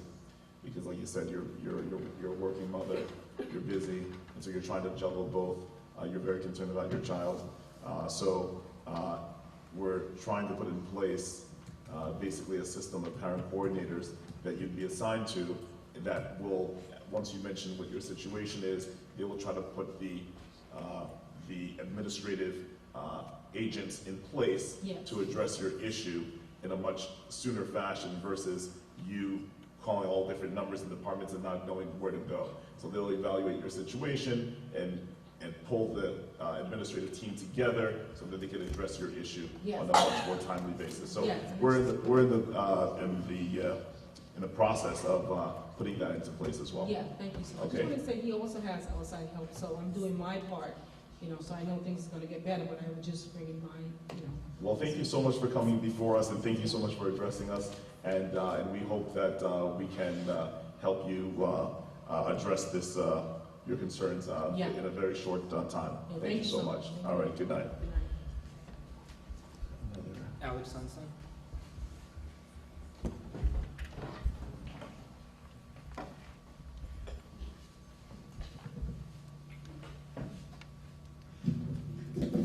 Hi, my name is Alex Sonson. I'm a resident of Mount Vernon here.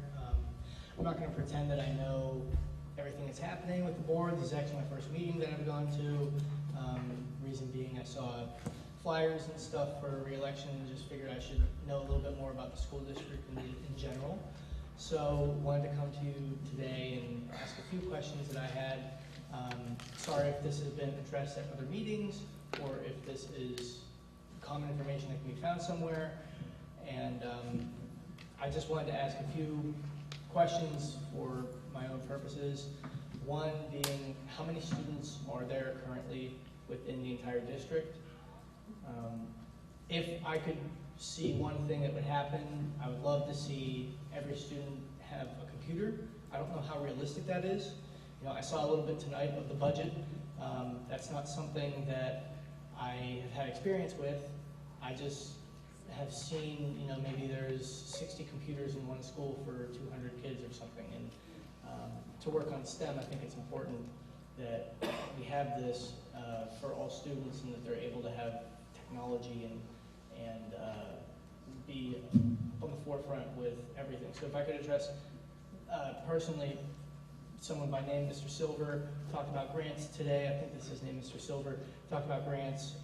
If there's a way for me to maybe work together with someone who's involved with those grant processes or anyone who's here tonight who knows of a way that we could maybe work with corporation, because I know a lot of people and places offer these kind of services for districts. I don't know how much or to what extent you guys have tried that already. So if you have, I'd just like to hear your comments on that and just get that kind of feedback from you guys first. Thanks. Awesome. There are about 8,300 youngsters in district, and then we have several other youngsters that are in out-of-district placements as well. In terms of our grants, we have a consultant or a company on staff that does our grant writing for us, but it is coordinated through our Office of School Improvement, which Dr. BC, who's there in the black and white outfit on the front row, coordinates. She's our assistant superintendent for school improvement. In terms of technology, we would love to go to a one-on-one, a one-to-one initiative. That will take some time to do, however, and some strategic planning. We've been awarded $7.5 million and $7.2 million in a smart bond initiative that will give us the opportunity to expand technology. The spending plan for that, however, is primarily allocated to building infrastructure necessary for connectivity in our buildings. But you can contact Mr. Joe McGrath, MC capital Grath. He is our director, our standard administrator for technology. And all this information is on the website as well. Just a slight correction. I believe that the smart bond is all the equipment part of it and not necessarily the infrastructure part. Mr. Silver, is it the infrastructure? Network switches. It's network. All the back. Right, the equipment, but not necessarily. Not the devices. Not the devices. Right. Okay. So that would include like a smart board for the classroom, but not necessarily equipment for the... Almost all of our classrooms have smart boards. It's been about a 4-year process where we've been phasing them in, and we're in the last part of that. So by the end of next year, all classrooms will have smart boards in them. Okay. And then computers, would that be like 60 computers at the school, period, or 60 computers that are available for like take home to do work with? No, they don't take them home. No, it's no take home. Yeah, sorry if I'm, don't know any about it. Those are good questions. All right, thanks. You have to consider the infrastructure of the city as well. You have to consider the infrastructure of the city as well. Yeah. Understanding that 70% of our students are in poverty. To send a laptop every Wi-Fi or any structure like that, it makes it virtually almost impossible to run a program like that at this current moment. Maybe you want to talk about it. That's why I brought up, like if you had a partnership with like a corporation or something, that would be able to provide like a bunch of laptops for maybe one of the 16 schools or something like that. I don't know. We have laptop carts in all of our schools that kids have access. Teachers can schedule in, and some of our buildings do have in the media center enough units for each student to have access. But we do not have a bring your own device initiative in our district or a one-on-one initiative. But there is a 2020 vision on the district website. I would encourage you to really take the time to read. And you can also certainly give my office a call if you have any questions. We're more than glad to inform you about where we are in the implementation of that. But that contains our vision and includes one of our board goals very specifically is designed to enhance technology and access across the district. Okay, thank you. You're welcome. Melinda Acosta.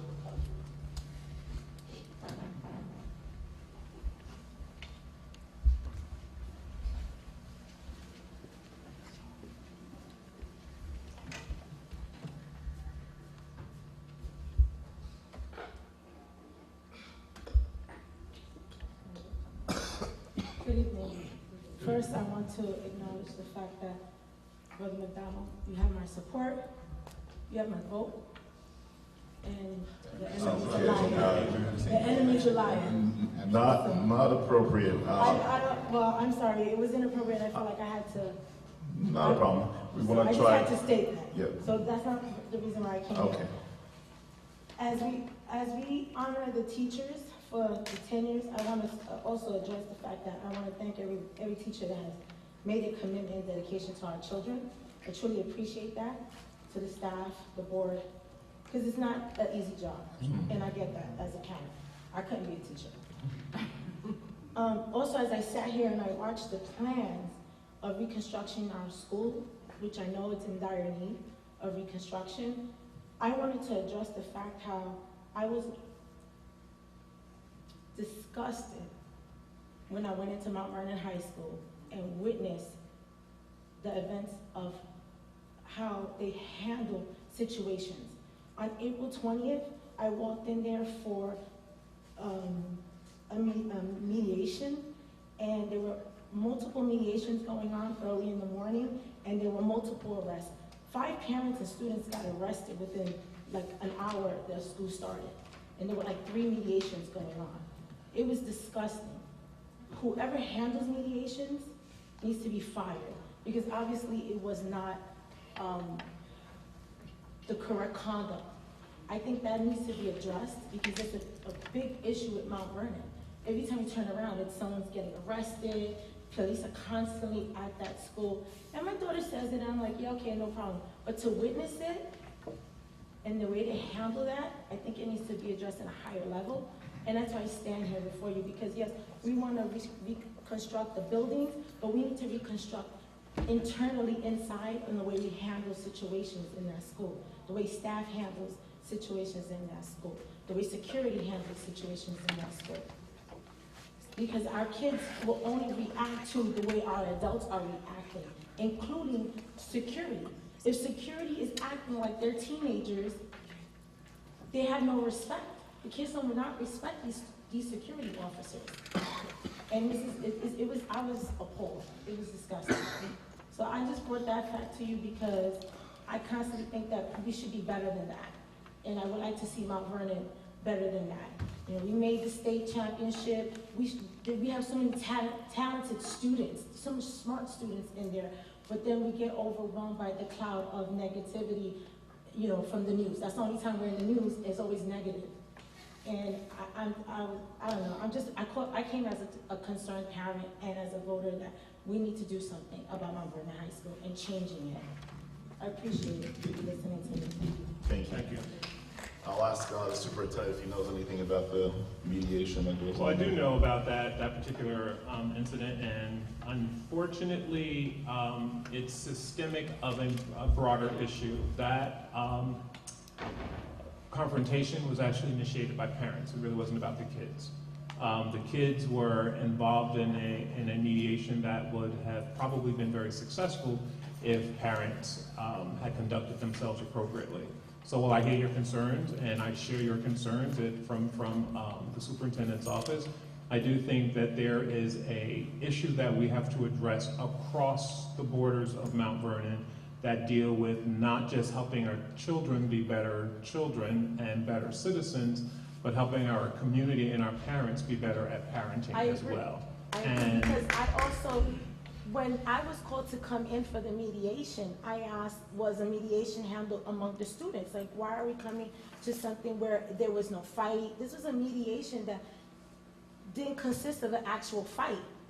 So why am I being called to take time out from work to come to a mediation, and they felt like certain students, can't handle mediation? That means right away it was like they didn't try to resolve it internally. They right away stepped to the parents, and you're absolutely right. Parents took it, to the extreme, and it was uncalled for. But at the same time, you can't have, if you didn't have time to mediate, you had 3 mediations going on at the same time, and you didn't have enough staff or enough people to properly do the mediations, then we should have waited. We should not be stuck in a room and there was nobody there. And and that's where it got explosive. So it's time management.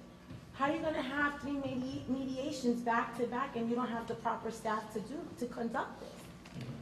I appreciate your concerns, and I'll certainly follow up with the building principal and administration. Thank you. You're welcome. Joy Nemhart.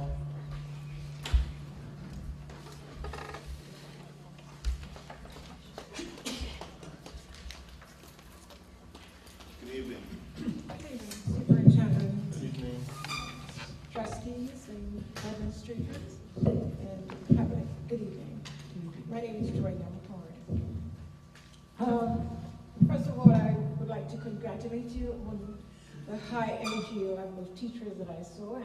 I was so happy that I came in, and it just told me that we have hope, and it was a good job. But that leads me to a flyer that went out, and it was about some board members, and over the years, I am baffled. It's not new to Mount Vernon that the school board is very divided. And I'm asking myself why. I don't know. Because people think that the children are in the middle. And the school board works on behalf of the children. But there is a rift to the right and there to the left. And so I'm an agent of change in this community. As a realtor, people call me. I talk to a dozen people a day on business. And they get this flyer. So there are 3 board members. What does the other board members do? We are responsible for the 0% tax. We are responsible for this.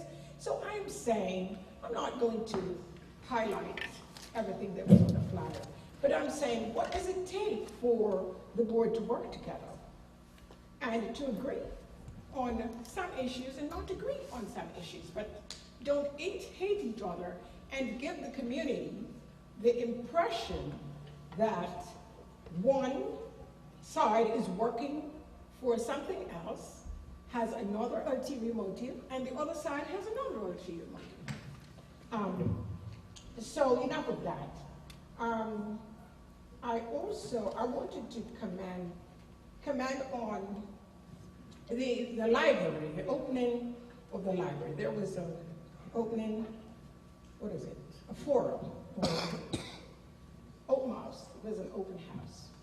And it was very refreshing. I mean, there were senators, assemblyman, county legislature, all the people from White Plains, nicely set up, beautiful balloons, eatery, everything, program, and I never saw a board member. You know saw what? memes, Nemhart. But you were late. When you came, it was all done. And I'm saying, Superintendent, that's a part of your 2020 vision. Because what was spectacular was that the Mount Vernon High School, the Philharmonic Orchestra, they performed. And they were spectacular. The last such performance I saw was in Florida. And I call this a mini. And if you allow me, I just let you hear. It was so intriguing that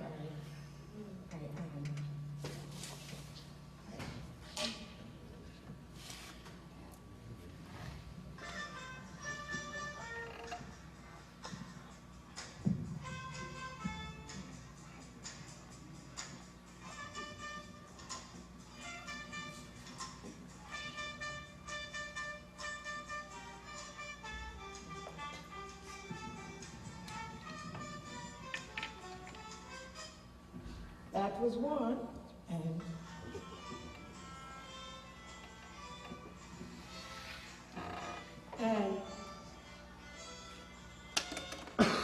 they were beautifully dressed and seemed ready for Carnegie Hall. I was very, very impressed.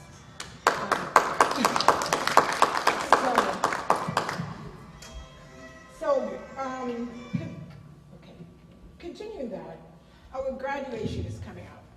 And I have been to the last 3 graduations. And I should say they were tidy, The children were noisy, I think. There was no order in the pavilion, as you would call. So I'm suggesting if you could have some ushers at different ends to, lead the people as they come in. When the children get overexcited, to have them down, so that we will have some semblance of order. I think we need that to move the children on into the next level. Also, I would suggest, back to this PR, this library event.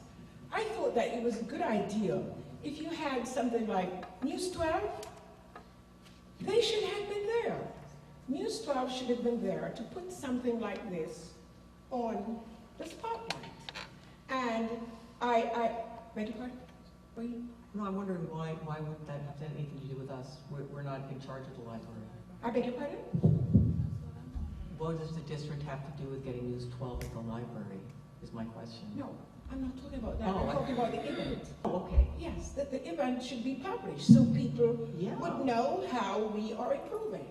And there was no PR at all. So if in future, you could do something like that, just like he is, so this was a really spectacular event. Well, thank you so much, and thank you for bringing that to our attention. And actually, one of my goals is to somehow think of some possible more cooperation with the library, and do some joint events with the library. Well, first of all, the library is a school district library, and it's under our auspices. There are some more things that we can do to tie the library and the good things happening there, along with the good things happening in this district, together to bring both institutions up at the same time. So, and thank you for that reporting. It was great. I happened to be out of town, but I heard it was a spectacular event, as you just mentioned. So thank you so much. Is there another question that she had? No, well, bring the board members together. Okay, yeah, so I'll speak briefly on that. I have to say for myself that there is no animosity here. I believe that it's our political system, the democratic system, and during election time, everyone's putting their best foot forward, and sometimes that may go a little far. But at the end of the day, I believe that all board members do have the children in mind. I believe that all board members would like to see this district improve. So on that, we are on a united front. Obviously, how we get from point A to B, we will differ. Some board members will point out their accomplishments, but that's the democratic process. It's no different from any of our other elections in the county, in the state, or the presidential elections. I wish too that sometimes things were a little bit different, but unfortunately that's the system that we've created, and it's better than a dictatorship. So in that sense, I will say that I think we're all fine here. We're all pushing for the 2020 vision. How we get there, I think, is the difference. And so I think we could all keep the rhetoric, possibly much lower, to your point. And we, as human beings, I think we should all work on that. Okay. Thank you. If I may, just one last suggestion. Although I beg to differ a little bit on that, because the flyer said, we are the only 3 people that don't. So somebody called and said, so what happened to the rest? And I thought that that was bad reporting, because if we have 0 in the district, I remember when Superintendent Judith Johnson enacted to have that come through. And I remember the lawyer going, I think it was the, 364, there was a shortage. So he went into the fund balance in order to bring it to under the tax cap. That was the first time when we had a lower school tax hike than we usually do. So that was also bad publicity for the board itself, as to working together. But my last point that I wanted is that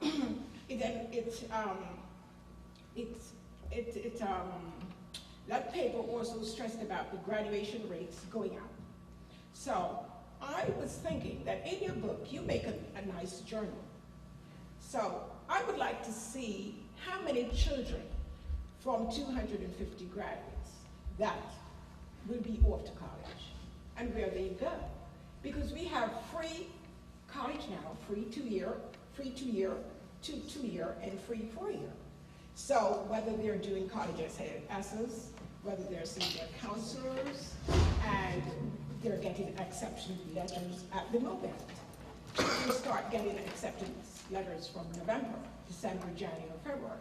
So beside their name in the book, if you would say where they're going, that would be very impressive. And also, commendable. That's a good idea. So if you could do that, beg your pardon?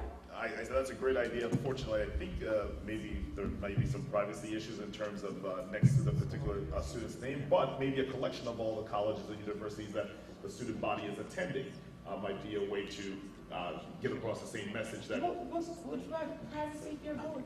They talk. If I'm going to Pace University, they would say, so why can't you write it? I'm not Madam President, Mr. President, may I jump in? Sure. On our educational meeting, we have talked about that, and in some of the schools, they already have where they're putting up letters, and the kids' names will go on the letter where the school they're going to. So it'll be like a bulletin board in the different high schools. So we are doing that to encourage kids to get the early acceptance, and so everyone will know. So you don't think put it in the book is a good idea? Put it in the book? No. And the journal, and the graduating journal. The journal that you type all the names in. The book that we receive at the ceremony. That's what, the book that we receive at the ceremony. Yes. That's what. Yes. And The book that we get at the ceremony. Right, by the way, I wasn't inferring that it was not a good idea. I was just saying that I am We'll unsure. have it in the book. Is in there? Always in there. Because it's a list of the names of each student and what school they're going to. But that's in the book already. Yeah. Okay, so I guess it's okay then. That's fine. I just didn't know. Because I know that some schools prefer just to do it in general, list the school that they're going to, but not specifically to the particular student. But thank you for that. And then was there, what was it?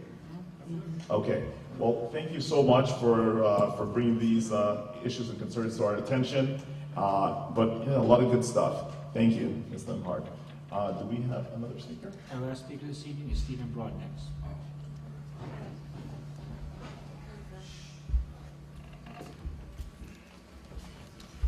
Good evening. Yes, good evening.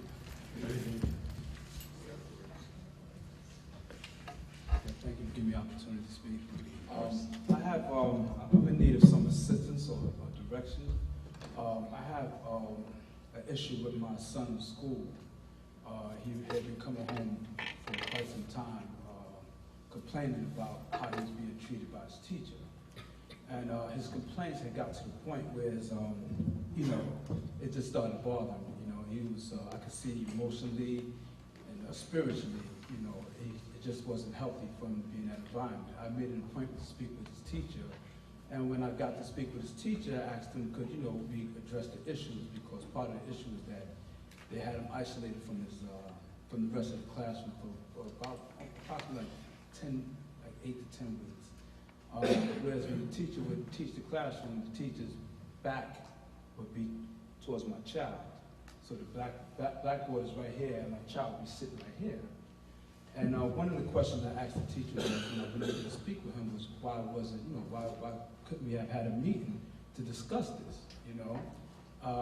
And as we talked, I just wasn't satisfied with his reply, his response.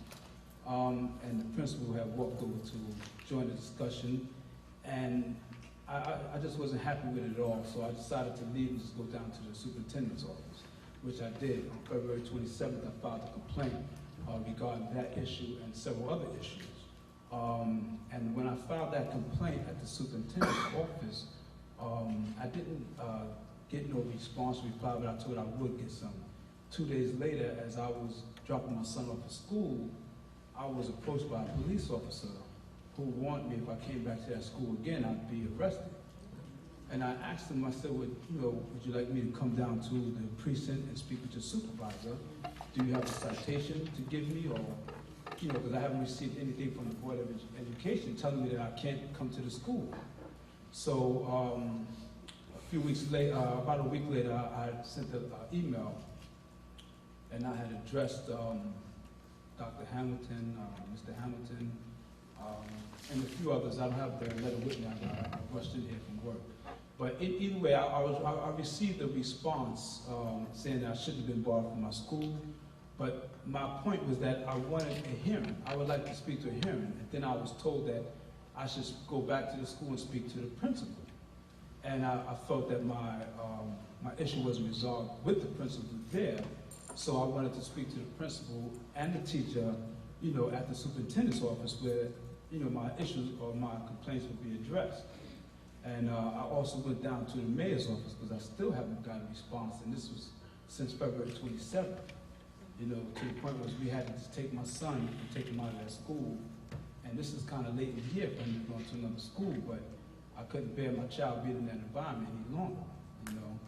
And you know, like I said, I went to the superintendent's office, and I'm still waiting for a reply or response or some kind of mediation or, you know, anything. I didn't get any type of response from the superintendent's office. I went to the mayor's office. I haven't heard from them yet either.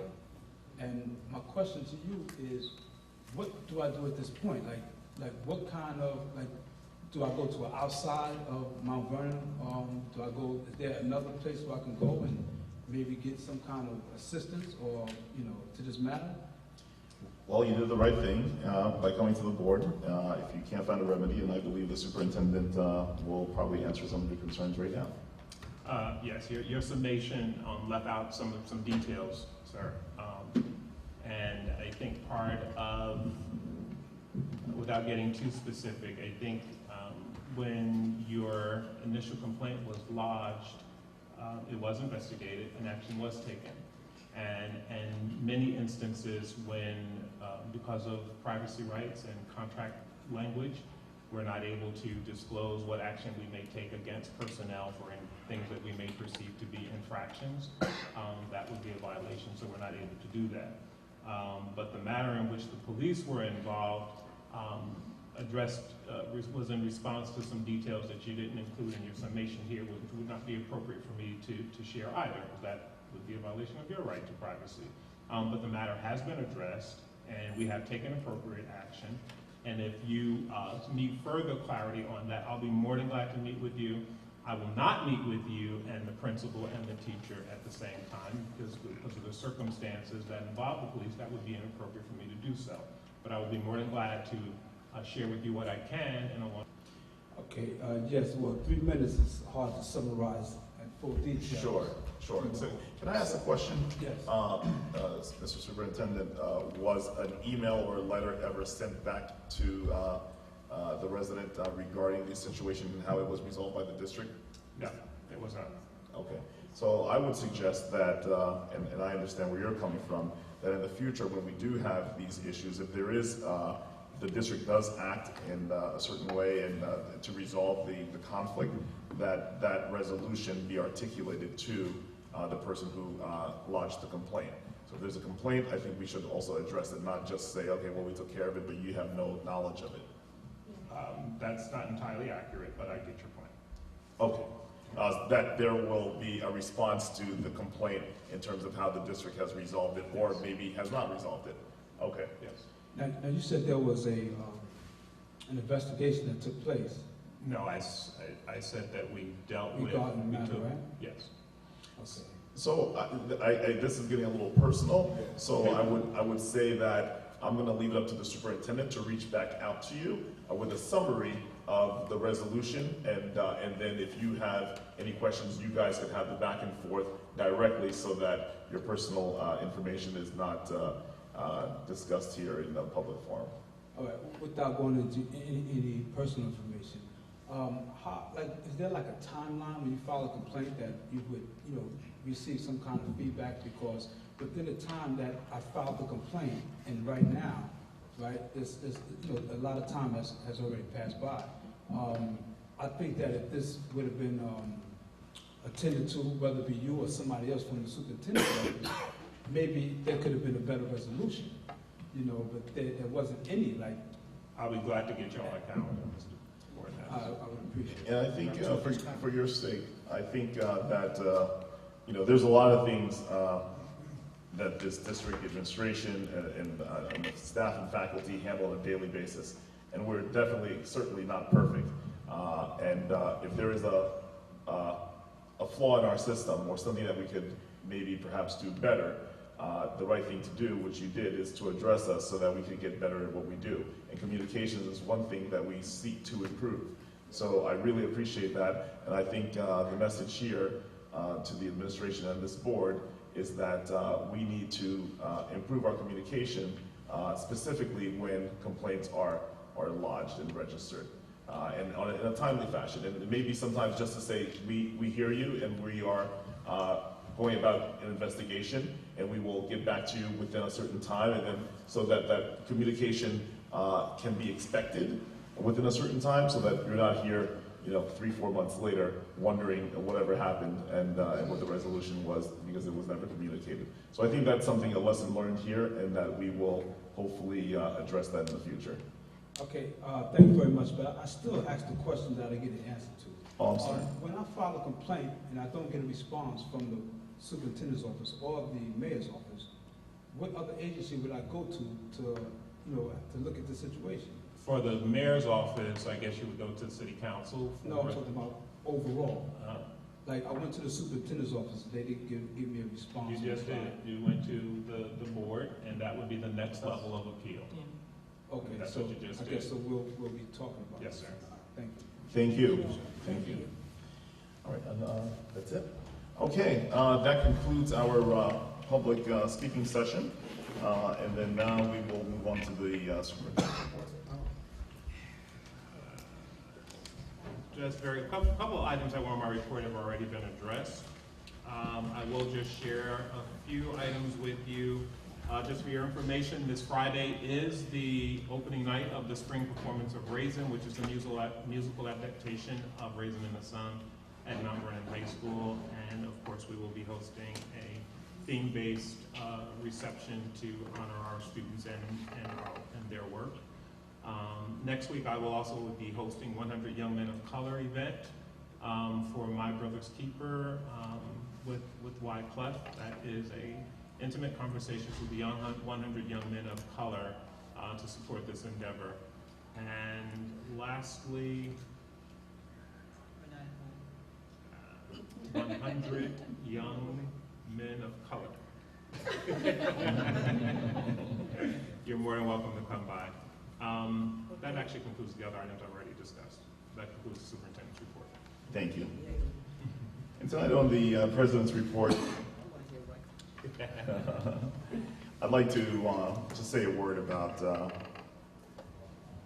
what the 2020 vision is all about and what progress in this district looks like and feels like.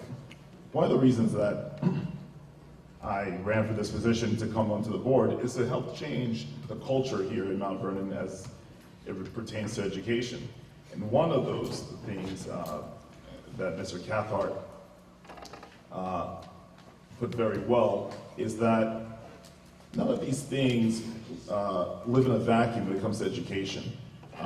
You need proper facilities, you need proper tools for the children. One gentleman mentioned before, computers. You need, obviously, the proper teachers, the proper professional development of those teachers. None of these things live alone, okay? To enhance the total student experience, you really need that, and parents are looking for that. So if we want to bring people back to our community, especially for schools, we have to provide that, because you know what? There's a lot of competition out there.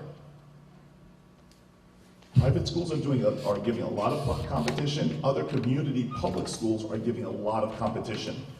So we will come last unless we do those things that enhances the complete student experience. That said, today I was over at Graham School.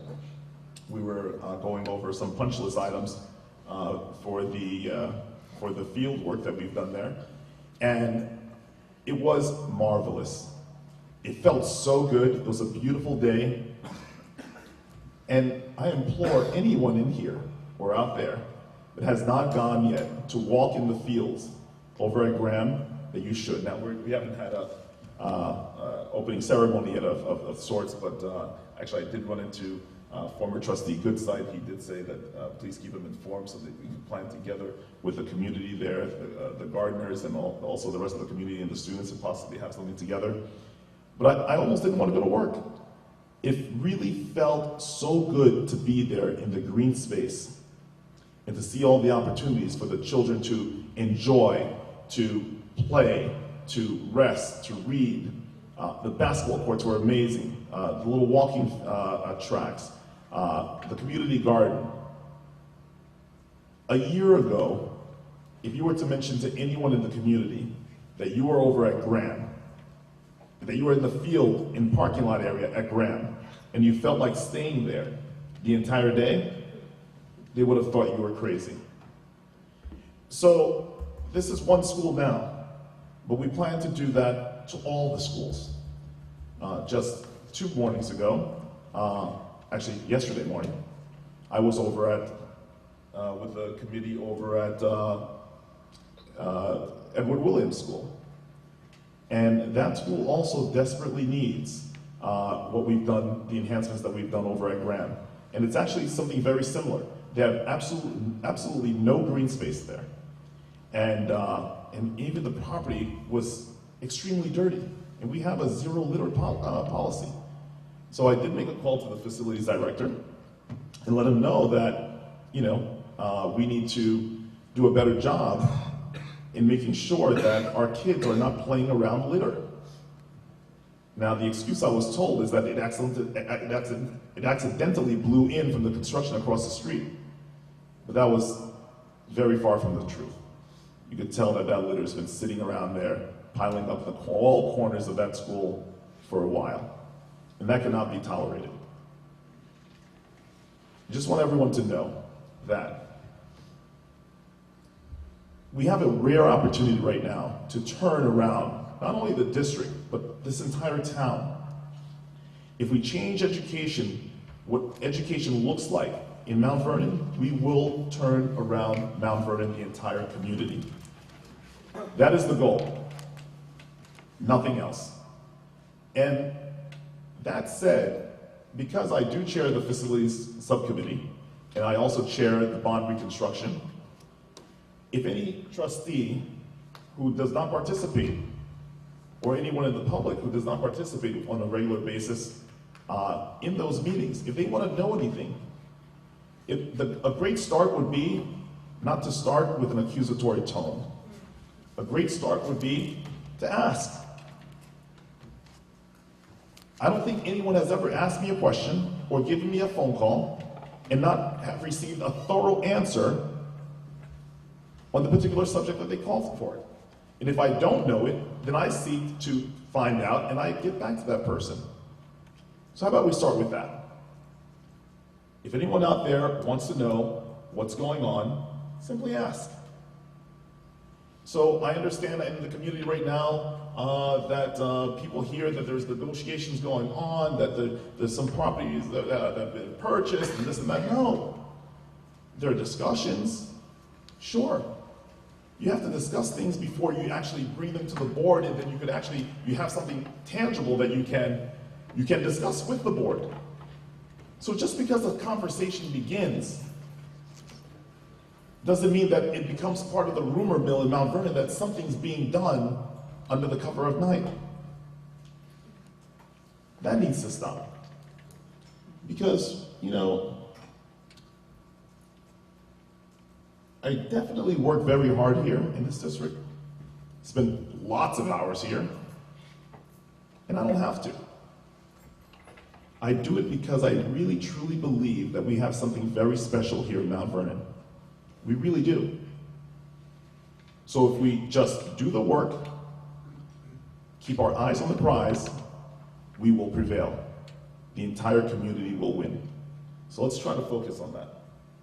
That's the end of my report. Thank you. So next we will have committee reports, and we'll start with Trustee White on the Education Committee. Good evening. We met on April 27th at our meeting. We had Mr. Joe McGrath. He spoke about the SMART bond of 2014.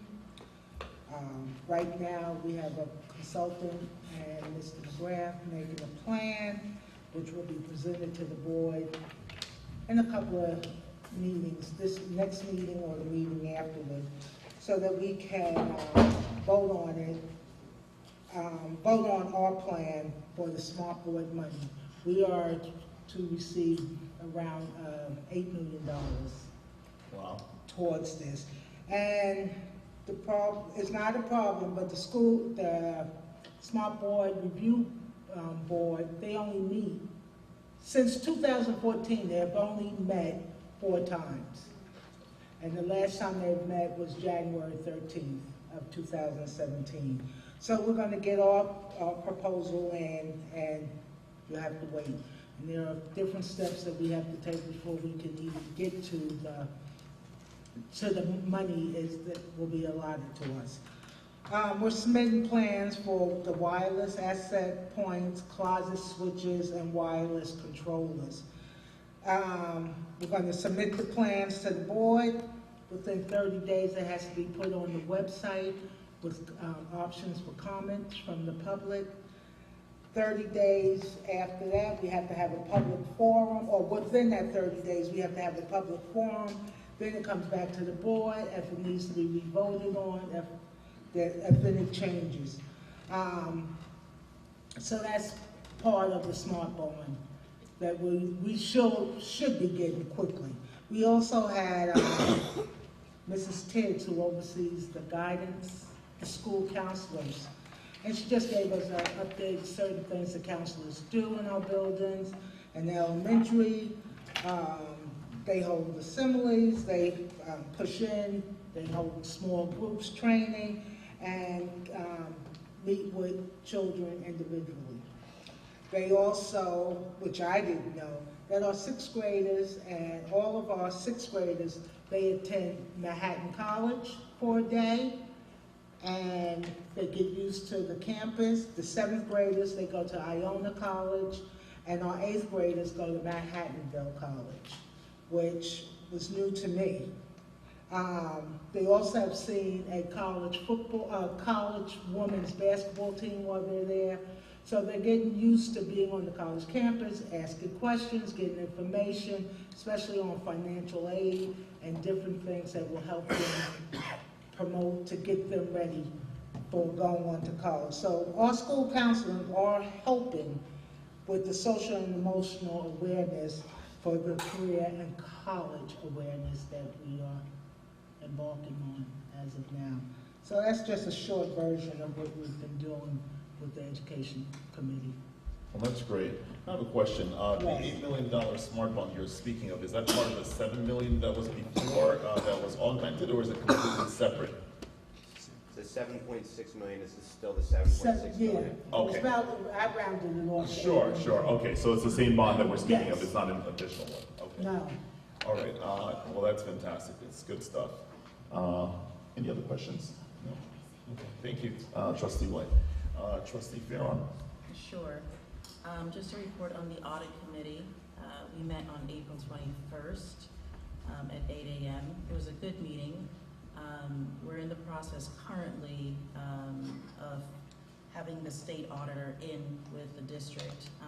I'm not sure if they're still here, but they anticipated, and Mr. Silver is nodding, they've been here for a couple weeks prior to this meeting, and they had indicated that they would be here for a bit longer. So just so folks are aware, I spoke briefly with one of the state auditors. We happened to be in while he was in the office, and they're essentially looking at our internal controls. They're not here every year, but what they will do is look at our internal controls around payroll, purchasing, etc., and hopefully in about 6 to 9 months, they will report back to this district on some of their findings. I don't necessarily think, and just based on some of our discussions in the meeting, I don't think that they will be telling us anything we don't know. We have an incredibly burdensome system of processing payroll, purchase orders, etc., dealing with timesheets. But the next topic that we talked about on how we would be resolving some of these issues is by transitioning over to Envision, which is the plan for us to go live with that is July 1. Envision will replace Munis, the current system that we use to do this work. And as we onboard there, you'll see an increase in efficiency and just putting our processes on a more scalable system. So with Envision, we're going to kick that off for July 1. BOCES is currently, will be here in June to do some training with staff, and we will go through that process. We did make 2 recommendations with regards to just some work and things we think we should look at in the near term. First recommendation was that as we move into phase 2 for Envision, we thought that in addition to someone in the business office under Mr. Silver looking to do the enhancements for phase 2, which would be a year out, we should also have a participant from HR as well as curriculum and instruction to see if we can maximize the most out of Envision in terms of time capture. I think a lot of stuff that we see today is done on fact sheets when it comes to logging time, et cetera, and getting it back to the main office.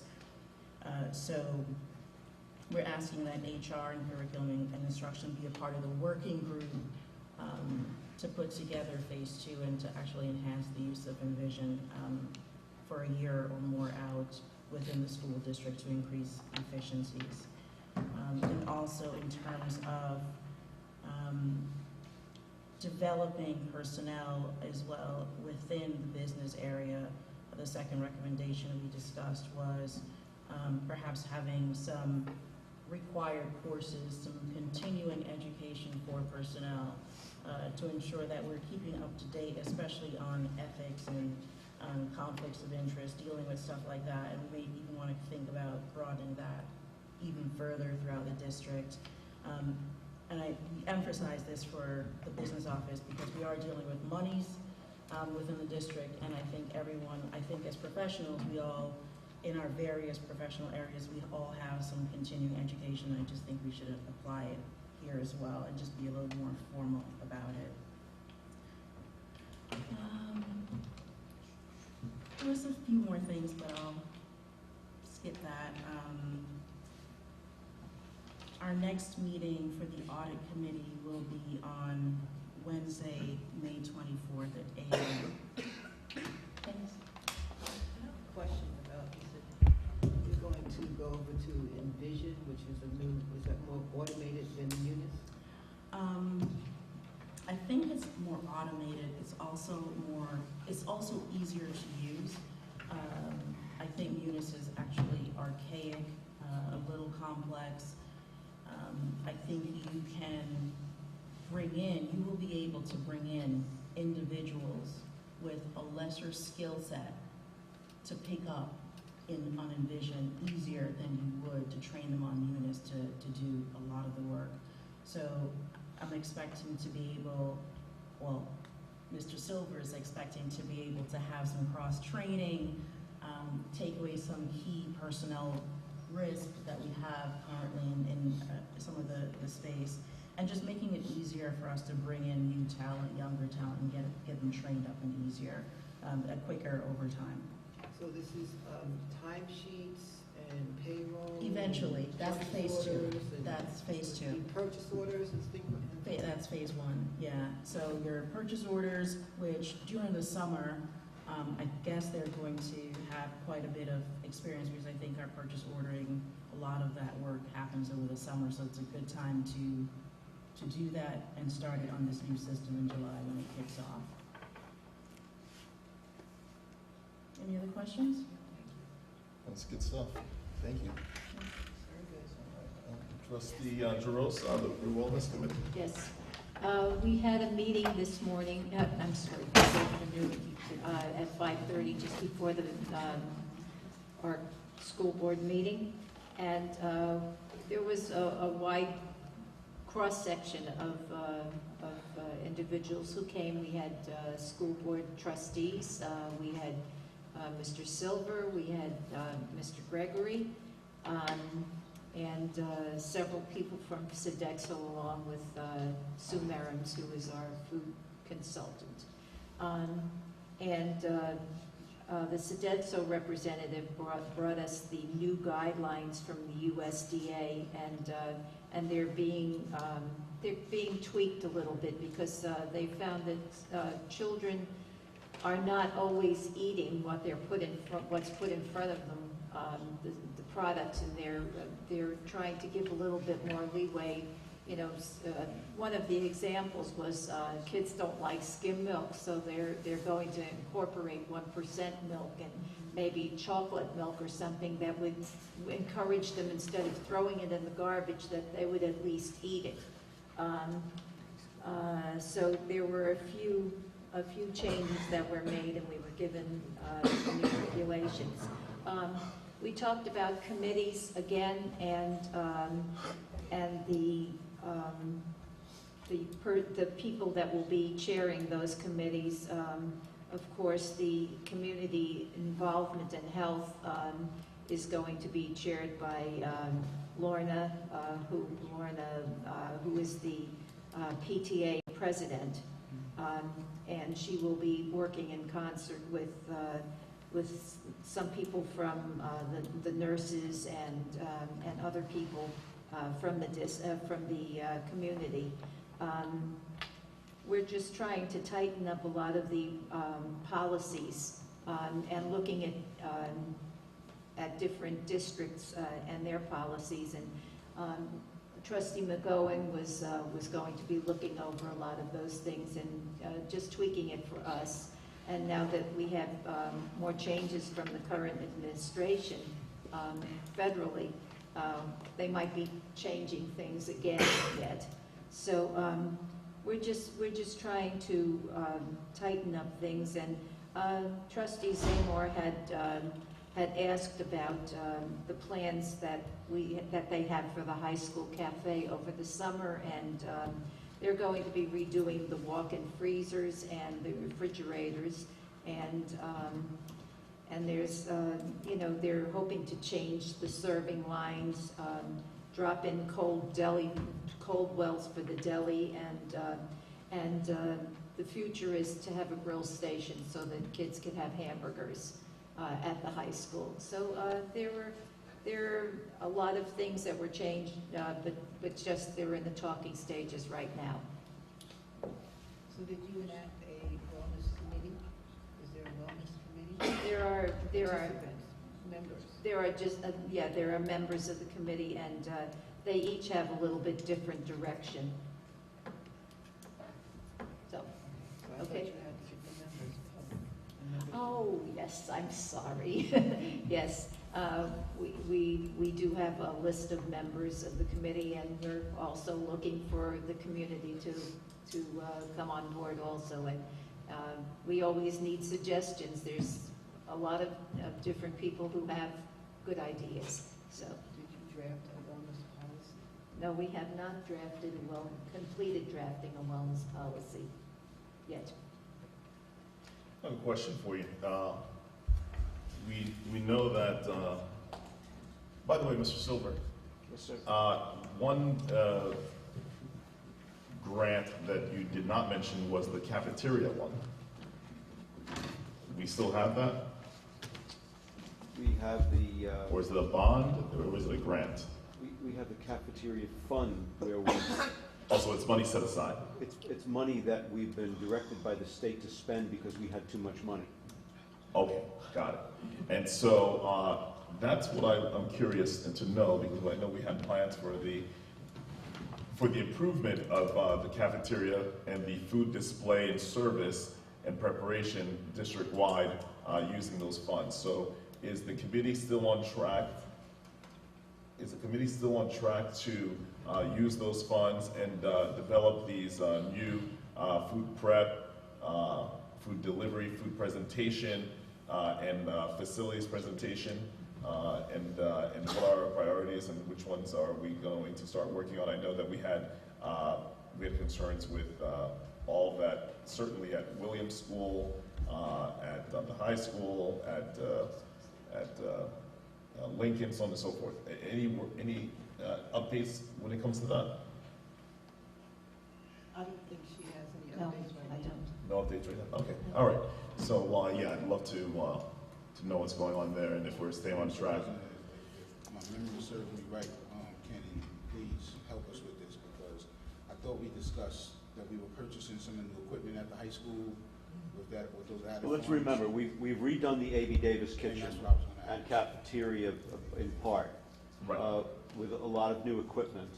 We also have the freezer. We're putting in we now have a tractor trailer in back of the high school, because we do not have our own freezer. We're putting in a freezer with excess cafeteria funds. We are redoing the office where the cafeteria workers have their offices, and we are redoing the serving line.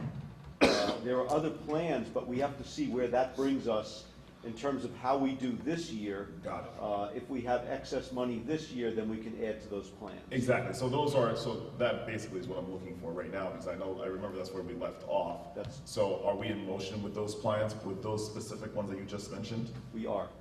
Okay. And is it going to break ground this summer? Is it We at expect SEB? all of the things I've said to be finished by September, but those are all at the high school currently. Right. And we just have to see where we are in money, because there we can't take any more than we have as excess. Sure, absolutely. I see that. All right, sounds good. Thank you, Trustee Juros.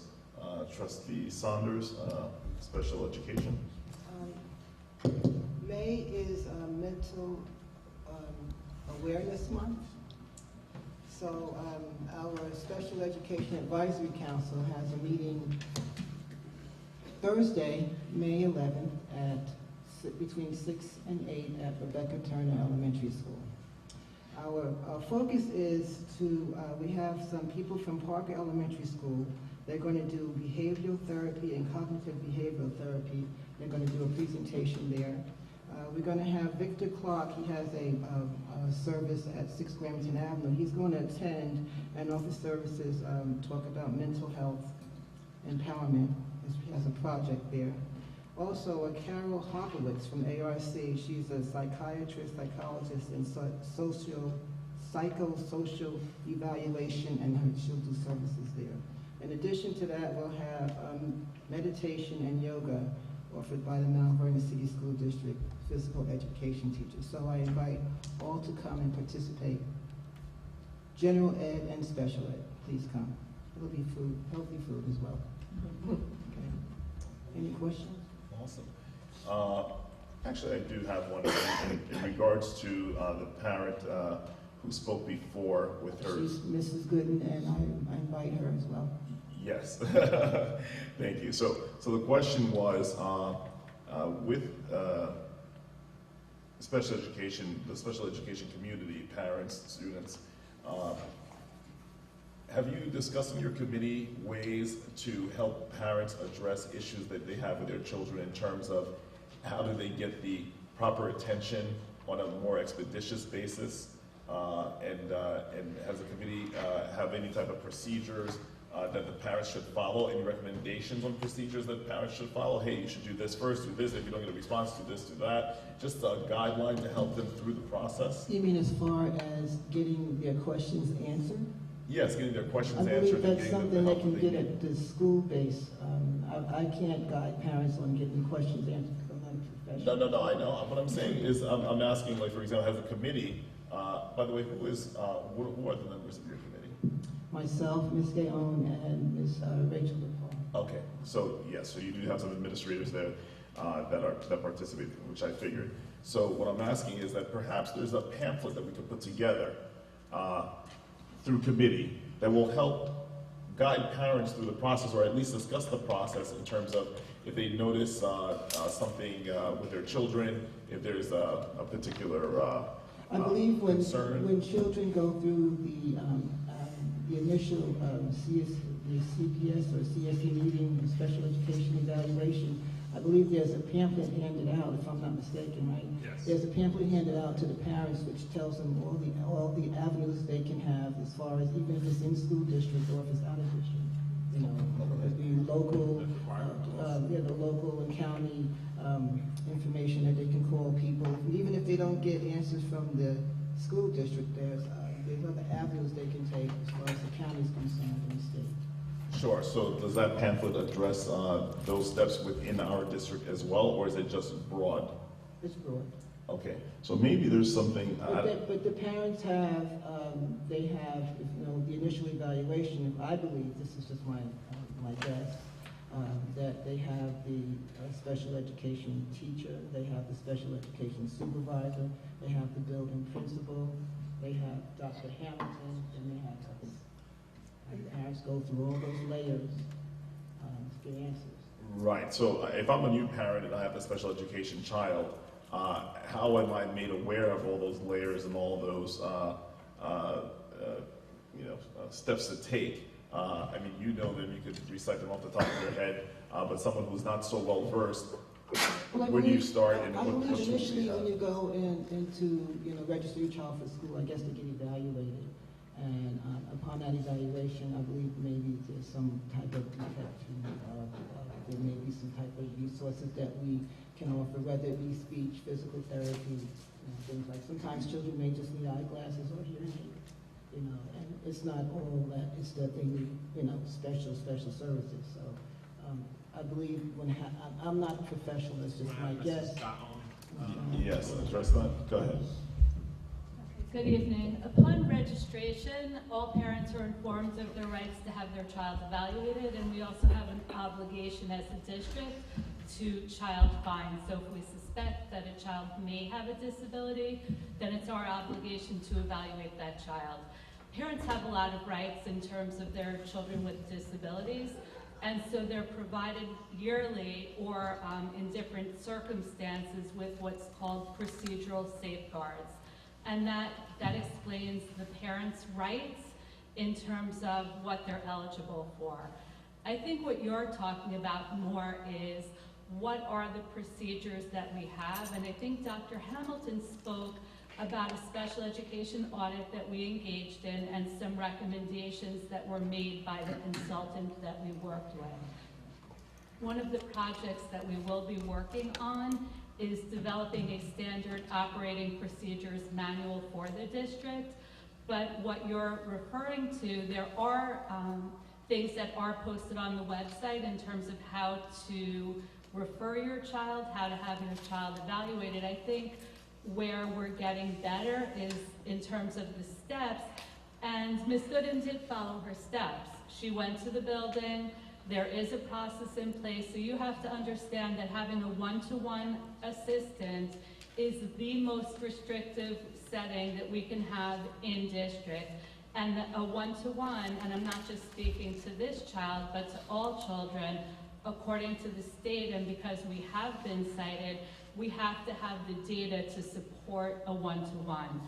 So once we have the data, a CSE meeting is convened and the CSE makes those recommendations. We can't just add on one-to-one. So the CSE does review data to determine whether or not a one-to-one will be added. Fantastic. Now you answered my question in terms of, you said she did follow her steps, the procedures. What are they? How does she know them? Is it written somewhere? That's what I'm looking for. So that, again, that's what we will be working on, standard operating procedures manual, to lay that out for parents, what the steps are. That's what I'm looking for. Thank you so much. Maybe that should be on the website as well. Yes, it will be. Okay, that's great. That's great. Just because I find quite often, and I hear quite often, that parents are a little bit lost in this process. It could be very intimidating, and it could be very frustrating, especially when you're trying to get help for your child. All right, thank you so much, Trustee Saunders. And as far as the facilities subcommittee is concerned, we've heard a lot tonight. That was it was pretty well covered. I have to say that I'm anxious to get started in the facilities projects. Should the budget succeed on the 16th, and we can start moving forward on some of the smaller facilities projects that we have. So we've been a little quiet, waiting for the budget to pass and waiting to find out what funds are indeed earmarked for those projects. So I will rest right now. I think you've heard enough, and our bottoms are beginning to hurt because these chairs have no cushion. We've been here for a long time. So I will move on. Trustee Miller. And backs are aching. The Family and Community Engagement Committee met on April 24th, and we discussed a number of, well, we met with our vendor for our big event in the fall, our back to school event, and are actually going to contract. We agreed on what we're going to be doing at the event and the insurance requirements, et cetera, et cetera. And we also identified, just so it's low or no cost to the district, we identified key sponsors who will be approaching to fund this event, so it doesn't, once again, doesn't cost the district money. The next meeting is May 10th at 11 o'clock at the high school fields. We're doing it in conjunction with the planogram for the June 8th book challenge celebration, because we're using the same vendor. We also have pushed out our magnets, which are a fundraiser for the same event, to all the different schools so that they can sell them to raise funds, once again, to cover the cost of the event. We do intend to give out backpacks again this year due to popular demand. Working with the Family and Community Engagement Committee in response to the community request a few meetings ago, we did get a document, a brochure created for people who have immigration issues who might be undocumented. what it looks like. We had collaboration from different committee members. Mr. McMullen was very helpful with his legal, some of the legal services that he was aware of, and this is out and it's bilingual. It was a great job done by Ms. McKitty Bromley and her group.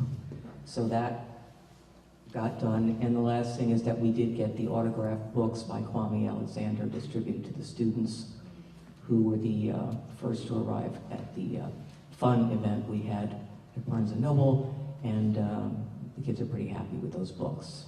And budget, as soon as the budget gets passed, we'll start working on next year's budget, which is going to be a challenge. So look forward to getting the budget passed and then starting up on looking at the future. Thank you, appreciate that. Trustee McCohen on the policy committee. I'll be brief. No,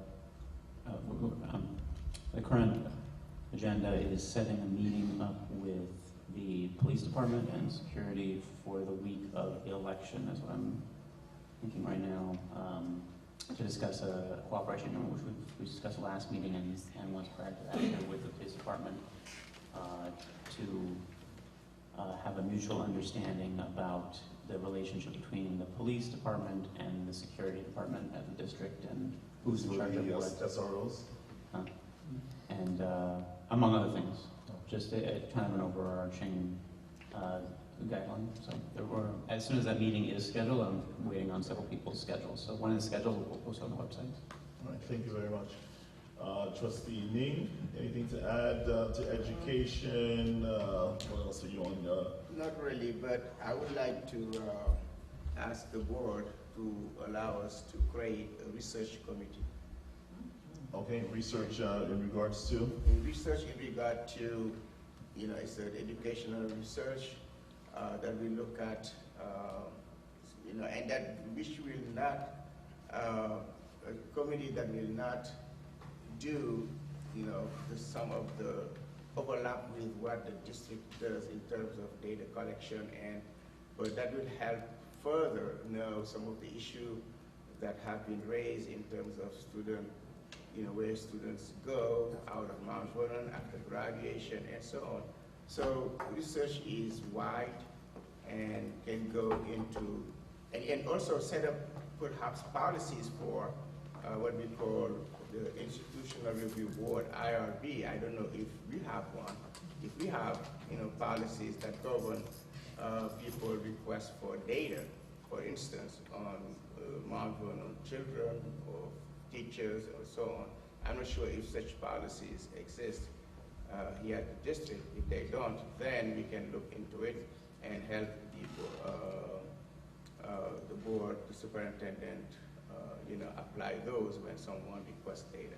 So it's Is it also researching best practices, maybe especially vis-a-vis STEM schools and these other specialized high schools? Well, I don't want to be, confined to, again, research is so wide.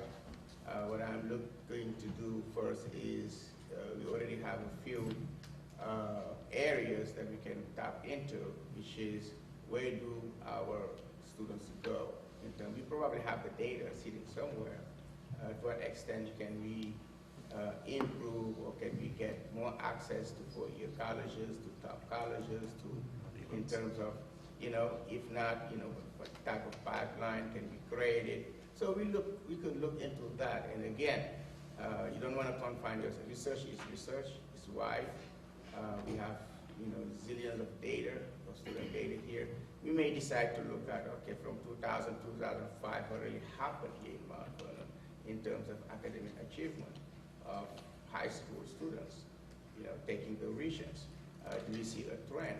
The superintendent often, again, what we're going to do is not going to overlap at all with what the work of the superintendent, and the data that they collect and how they decide to use it. We're looking to understand phenomena in the school. Let's put it that way, because that's what research does. Okay. Well, the superintendent did mention a couple meetings ago in terms of the usage of the Naviance program. And I know they use that at my my daughter's schools as well in terms of logging in the schools that different kids are going to and what they're specializing in. So I'm sure that probably that would be helpful to have that tool implemented in this district. I want to ensure the board, because there are policies that govern research, especially human subject policies. So, and I'm aware of that. Those who've done research in districts are aware of that. So whatever we do will be confined within the limit of what IRB will allow us to do, and within the limit of what the district, again, not overlapping with, the data that the superintendent may use or find, to improve teaching. So it's so wide, but I think we do need that. Usually what districts do, in fact, is hire agencies that can do those research. At least what we can do is start the process of classifying the data, let's put it that way. Organizing the data that we receive here, knowing which data do we have, we know which data to collect, in the future. That way, we may have a better understanding of whichever phenomena, is happening. And again, those phenomena, are wide. We can't really tell. But again, at least some people, that's how research begins. It begins with a hunch. This is happening. You sure? Are you sure? Because people might talk about 2 or 3 instances, but that may not really be the case unless you get really into it now and collect the data and analyze it, and using the tools that enable you to analyze it properly. Then you could say, this is what's happening, and then maybe discover something else. So if we create, because I believe that we have the tools. We have the qualified people here on the board, and to do such research, at least to engage. And again, we're not promising the moon. You don't know. Nobody knows when you start research what you're going to find. So, but at least we investigate. We look into some of these phenomena. Well, that sounds great. I welcome that. And if you want to, I don't know when you want to start that subcommittee, the process, if it's in reorg, or if you'd like to start it as soon as possible, but you're more than welcome, and I think it would be something that could be a great asset to the district. Yeah, we can wait until the reorg, but at least we could start, setting up, putting the pieces together, talking to people who might be involved, and seeing how we're going to organize that. Sure, see what it looks like. Yeah. Okay. Thank you. Right, thank you, appreciate that. And Trustee McDowell. As Darcy already noted, the budget committee is on hiatus. Excuse me for the raspy voice. Hiatus, and we're awaiting the budget to be passed with great expectation. That's it? Okay, beautiful. Thank you. All right, that concludes our committee reports. What's next? Okay.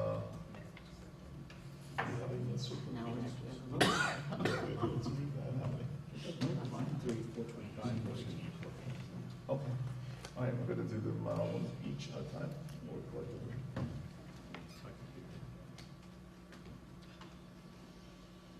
All right. Motion to approve minutes of 4:25. That's a motion to approve minutes of 4:25. I will make that motion. Do I have a second? Second. We have Trustee Saunders. All who approve? Aye. Aye. Any abstentions? Sorry, that was a special meeting, right? That was a special meeting, I abstained. It's 1 abstention. I abstain. 2 abstentions. No abstention? 2. 2 abstentions. Trustee McDowell. Okay. Any noes? So the ayes have it. Next. 418. Okay. Approval of the minutes for April 18th. Motion. Trustee Hill. Second. Trustee Saunders. All in favor? Aye. Yes. Aye. Any abstentions? Noes? Ayes have it. 4-4. Trustee Jaros? Second. Trustee Miller? All in favor? Aye. Aye. Any abstentions? Noes? Ayes have it. All right, at this time, we are going to make a motion to go into executive session. We have a couple things to discuss. One is being the contract of with the district architect and Collective bargaining. Collective bargaining negotiation agreements with the Mount Vernon Federation of Teachers, the teaching assistants, and security monitors. Okay, and we shall expect to be gone for about half an hour, and when we return, we will vote on the consent agenda and some other individual items on the agenda. So we'll see you in half hour. Thank you. Oh, motion. We need to. Okay, that's a motion. Second. All in favor? Aye. Okay. Thank you so much. We'll be back in half hour. Is there still treat for the cafeteria? So we'll walk in. Yes. All right. We're returning into session. I'd like to take a motion. Make it easy. Okay. Second. Thank you. All in favor? Yes. Aye. Okay, we're back into the public session. Now we will make a motion to vote on the consent agenda. Motion, Trustee White. Can I just clarify, what has already been pulled? Like, was one thing pulled, or what's been Yes, pulled? well, not pulled, but it was just. Yeah, put to vote on separate. There is one item that was not included on this evening's consent agenda. It is the acceptance of a donation of a stone bench in memory of Shimoy McKenzie. Okay, all right, so on the consent agenda, that was a motion from Trustee White, a second from Trustee Jaros. All in favor? Aye. Aye. Abstentions? Noes? Ayes have it. Next. That was the consent agenda? Yes. Okay, ayes have it. Next is the resolution to accept a donation for a stone bench in memory of Shimoy McKenzie. Any discussions? Can someone I just don't know the background, who donated this, and is there a specific location intended, or I'm just curious? Yes, basically it's by this gentleman named Frank Trolio, who is, he owns a company called Trusco. It's a landscape and building supplies company. And the location was determined today with the architects that are this morning to be near the basketball court. And it's in between two of our other benches. And I guess that's about it. It's really nothing too eventful. Okay, all right, so motion to accept this donation. Motion. Trustee McCohen. All in favor? Aye. Aye. Any abstentions? Any noes? Ayes have it. Thank you very much. Okay, that is that, and then we have any old business, new business. That's it. Guys, thank you so much for your patience. Thank you so much for your patience. We're going to make a motion to conclude. That's all in favor? Aye. Aye. That was. Good night, everybody.